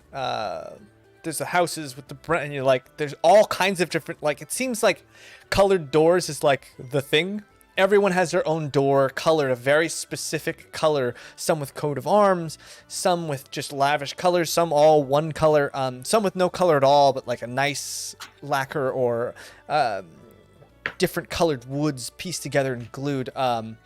It's like door fashion is the thing here. It's weird compared to Capital City. And you kind of see, you're like, oh, okay, so we just need to find the cotton bot, and then you count houses down, and then to the west, one, and then you go over. And you head past Cobbleton, and then you see the Wink, a large set, and it's unmistakable. You see artists painting and drawing outside. You see Trust, you see people juggling, not just 3, not 4, not 5, but 6 objects at a time, flipping them around, 2 people juggling together, and you see just as many people walking through, just throwing silvers to those that they find interesting for the show, paying for it. And you see and that's when you kind of hear it, almost a loud booming sound coming from a large 2-story building with a big huge music note and the Roman numeral 5 right on the note. Is it? Should we go check that one out? I think we found it. Sounds like it. Yeah, and you walk through the streets with all these different performers and people, and it seems it's casual, but everyone, even those who don't look well off, have coppers, and they're throwing coppers here and there. It seems like a very just part of the culture here, you know? It seems like that there's massive reverence for the arts. You walk into this building and you see almost 100 tables, a sea of tables, no chairs, all small little stand tables, like standing only, and there's tables of all different sizes, and you see a stage on the west and a stage on the right, and on the right you see someone tuning what looks like a harp of sorts, and on the left you see this man, hair black as night, deep black paint under and around his eyes, hair down, as he recites something very macabre, almost in a slam poetry style. This artful, and it's not good. He talks about the deep chasms she left within his soul, not to be mistaken for anger, rage, the torrent of absolution that reaches the depth of my soul in the darkest depths of blackness. And you This see the must be his patrons. first black parade. Yeah, you see the patrons in there. They're like, One guy from the back of the room is like, "Yeah, laddie, you're gonna want to try again. Maybe next week. It was a good try, but you're right, shite." And the guy's just like, "My art is my pain." And he kind of walks off. And at that time, you start hearing someone start playing the harp. And the harp player, much better, much more soothing to the ears. But you do notice that, like, even though they called him out, and everyone's like, you're bad. You're not good at this. Boo this man. You see him walk into the crowd, and people, one guy, you hear him, like, there's a man in the crowd who starts talking to him, and you hear him workshopping of sorts, almost like, this is you're starting off. It's new. It's a tough gig, and not everyone can do it, but, you keep at it, and you get better, and you get better. It's weird, like, you're waiting for him to, like, pull out a knife and stab him for being bad at something, Dresden, because that's just what you're used to, right? Like, he doesn't deserve to live unless he's amazing. I mean, I wouldn't say that, but you know what I mean? But, like, it's weird. It's like, it's creepy. It's really creepy, like you've walked into, like, the Stepford Wives situation. Maybe, like, you sucked, do, push-ups, more of that kind of thing, right? Like, or run around the track, or I don't know. Something army related. Instead of just killing them straight out. Yeah. Yeah. But that's what you see. There's a big bar in the back, with the bartender serving up drinks. Does there look like there's anyone that's, like, in charge of the performers, or? It doesn't look like it, because as soon as that guy comes down, you see people going like, and one guy just stands up. It seems it's like kind of just like a free-for-all. It's like a free-for-all, like dropping and go. Yeah, it's very freeform. Okay. The whole place is very freeform. Oh wow. Okay. Cool. That's awesome. Yes. What do you guys want to do? I mean, I'll try and maybe. Hey, do we want to stay here? Trust, I know you at least want to get familiar, but do we want to stay here, or do we want to stay at a different place? I don't know if it's an inn. I think it's just a tavern, right? No, it's an inn. No, we can stay. It's if just we can like, stand the noise, we can stay. It's cheaper. Too Or we much. can Great. Too sleep much. under the stars. We just spent Great, 2 weeks great. on a boat. It was silent. I can't do this. It needs to be quieter for me. That's right, totally. That other one sounded better. Well, also, I forgot we can just sleep on the beach, right? If we want. Yeah. Oh yeah, that is very appealing. Yeah, Out in the stargazing. stars. Yeah. It's like the old days. Do you all have blankets or a tent, or Yeah. should we provision for that? Are we think good? so. I don't We know got- that. We should have bedrolls. We came think we across do. enough in the Didn't you get world. like a camping thing? Didn't we pick up like a whole camping? Yes. Yeah, I got camping supplies. I don't know if I got enough bedrolls for everybody, but we probably picked up some stuff like Cornelia was saying. I grabbed I don't one. need a bedroll. So That I believe. someone else take mine. All right. Well, let's plan on that then. Trust, do you want to inquire as to getting up there at some point?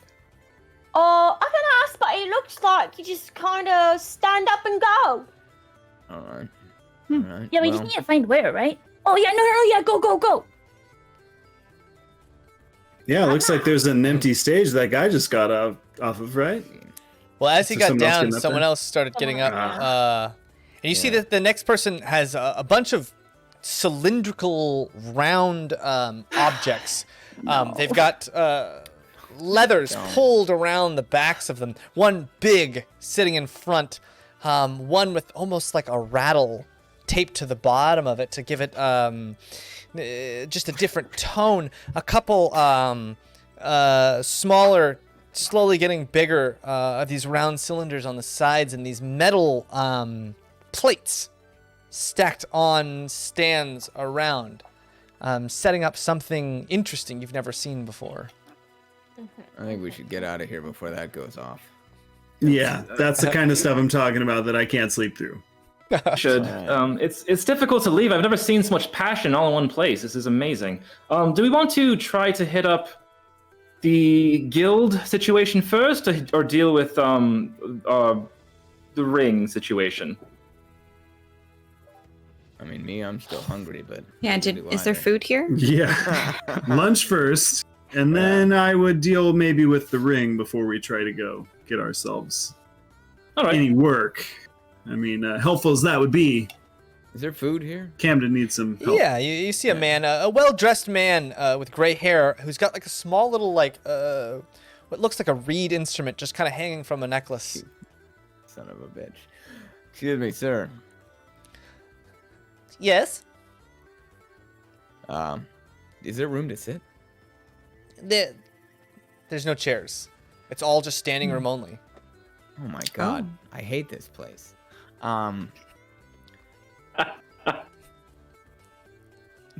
Never mind. Some new kid Food. stuff. Ask about food. And eat. Do you have food?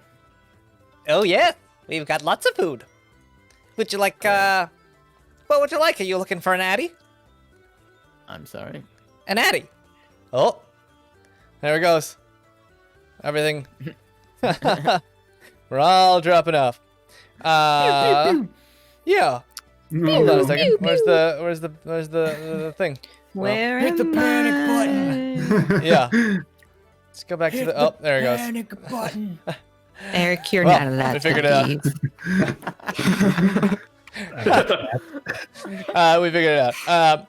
Anywho, there it goes again. We'll go to this one. He explains to you. An addy. It's the famous food from Adghorad. It's an addy. Well then, yeah, give me half dozen of those, or however many of us. Sure, Seem to absolutely. be dropping like flies. And he kind of goes into the back. Hold on. I have it here. Oh my lord! I've put everything in different places. It's all in the wrong places. Hit the panic button. Just hit the panic button. Yeah. So he goes into the back. He gets these.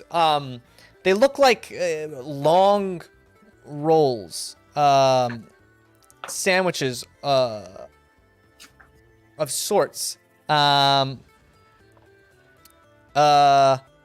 he goes back. Okay, he gets these big long pieces of bread that have been cut down the center, and you see in them, you smell this like heavy spice, and you see this thin cut grilled meat inside, covered, just slathered with this thick peppered cheese with almost like some like what looks like jalapenos ish in it, and you see these strings of pickled. He explains to you saltwater radish, just on top, sprinkled, and the whole thing is wrapped in what he calls their famous butter toasted oat wheat rolls that are. And he says that they're sealed.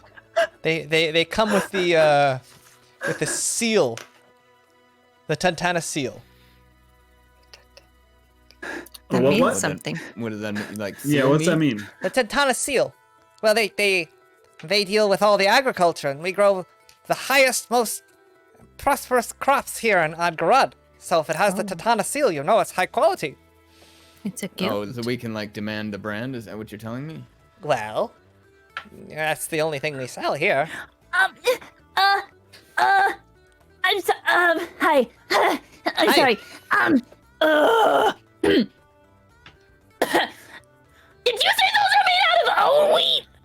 Yes. Is that what you said? You said that those are made out of oat wheat. Tantana seal oat wheat. I'll take all of them. All 6? Just for you? That's. I would like 6 for me. Oh, Okay. okay. Are Yeah, the oat two They'll wheat take one. rolls? They'll take one. They're 6. I'll They're pay. 2 silver pieces each. I'll pay the man. 12 silver. Are the oat wheat rolls, are they made in house? Well, no, they're made down the street. There's a. Well, in the Crimson Buck, there's a famous bakery called Rolls With It. They do most of the baking here in Adghorad. It's great. It's great. Yes. They're really fantastic. You should try one. If you don't like it, it's on the house. I mean, I'm about to. Guarantee you'll like it, though. And it's like, it's heavily spiced with almost like a cumin, like a Muppet. garlic kind of Exactly. Cumin peppered. garlic Muppet. cheesesteak. Yeah. It sounds amazing. I'm not gonna lie. It sounds It's And a it- and it's- torta. This is what It's it is. spiced in a way that like nothing in Capital City was spiced like this. Everything was rationed out, and even salt and pepper, everything was rationed out because there's so many people. I mean, you probably figure Adghorad's maybe 6,000-7,000 people tops, whereas Capital City was closer to 80 to 90,000 people. Wow. So just the amount Put your of thumb over it. Yeah. Yeah, 7,000 maybe. just from what you can see in the area. My You didn't God, answer the question though. How good is it? I mean, if you like a Philly cheesesteak, this is. We're gonna Imagine the This best is Philly Philly cheesesteak cheesesteak. with like a sourdough roll. Yeah. Sounds Oh amazing. my god. Okay, I told you I hate this place. I lied. I'm sorry. I love this place. And that's, you guys hear a gong of sort Oh no, we didn't get up. bangs from outside, from the streets. freezing. And you guys start to hear a commotion of sorts, not loud, but murmurs, and a crowd starts to form.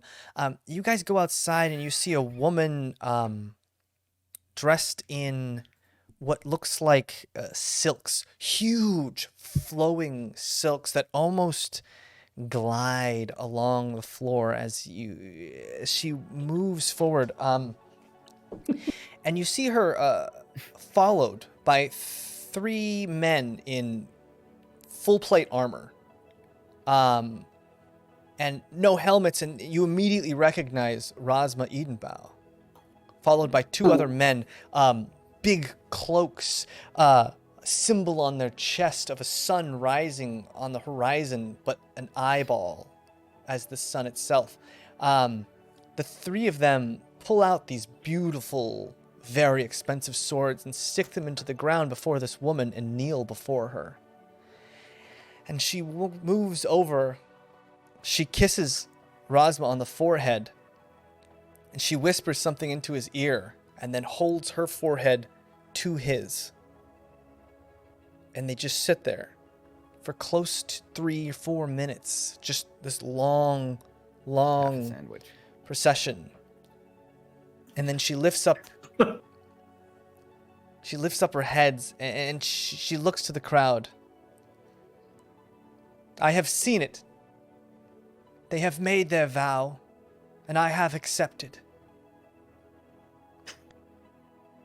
And then she points to them, and they rise up. And they share just a moment. And she Can nods. I like whisper to everybody, like, And "It's she Lucia, walks. it's Lucia, it's my She Lucia." walks down Lord of around Seekers. to the east, and you see Rosma, his face covered in sweat, tired, almost falls over, catches himself, just dizzy. And his men, the same way, just totally racked in this sweat, in this fatigue. And as Rosma kind of goes down to one knee, breathing deeply, he looks up and sees you in the crowd trust. And that is where we're going to pick up next week. Hello. Hello. Yeah. All right. Well, Just eating a sandwich. yeah, just eating your Me Addies. and my hoagies. Yeah. Wow, a lot happened. Yeah. Yeah, what happened? Wow. We're finally in Adghorad. Yeah! Yeah, I made it. Yeah. I love it. Yeah, one round. Look at those sandwiches. Those look great. Oh, looks so good. Oh my god. Yeah, hungry. Yeah. Well, I I need want a snacks. sandwich now. I know, right? I really want a sandwich. I'm so hungry. Oh my god. Yeah. It is very Ah. late. Nothing will deliver me a sandwich right now. Sad but true. But thank you so much, everyone, for joining us. We are MinusOneCharisma. This is our Aventide campaign. But until until next week, take care of yourselves, take care of each other, and have a good night. And we'll see you next time. Thanks for all the Bye. raid. Bye. Thank you.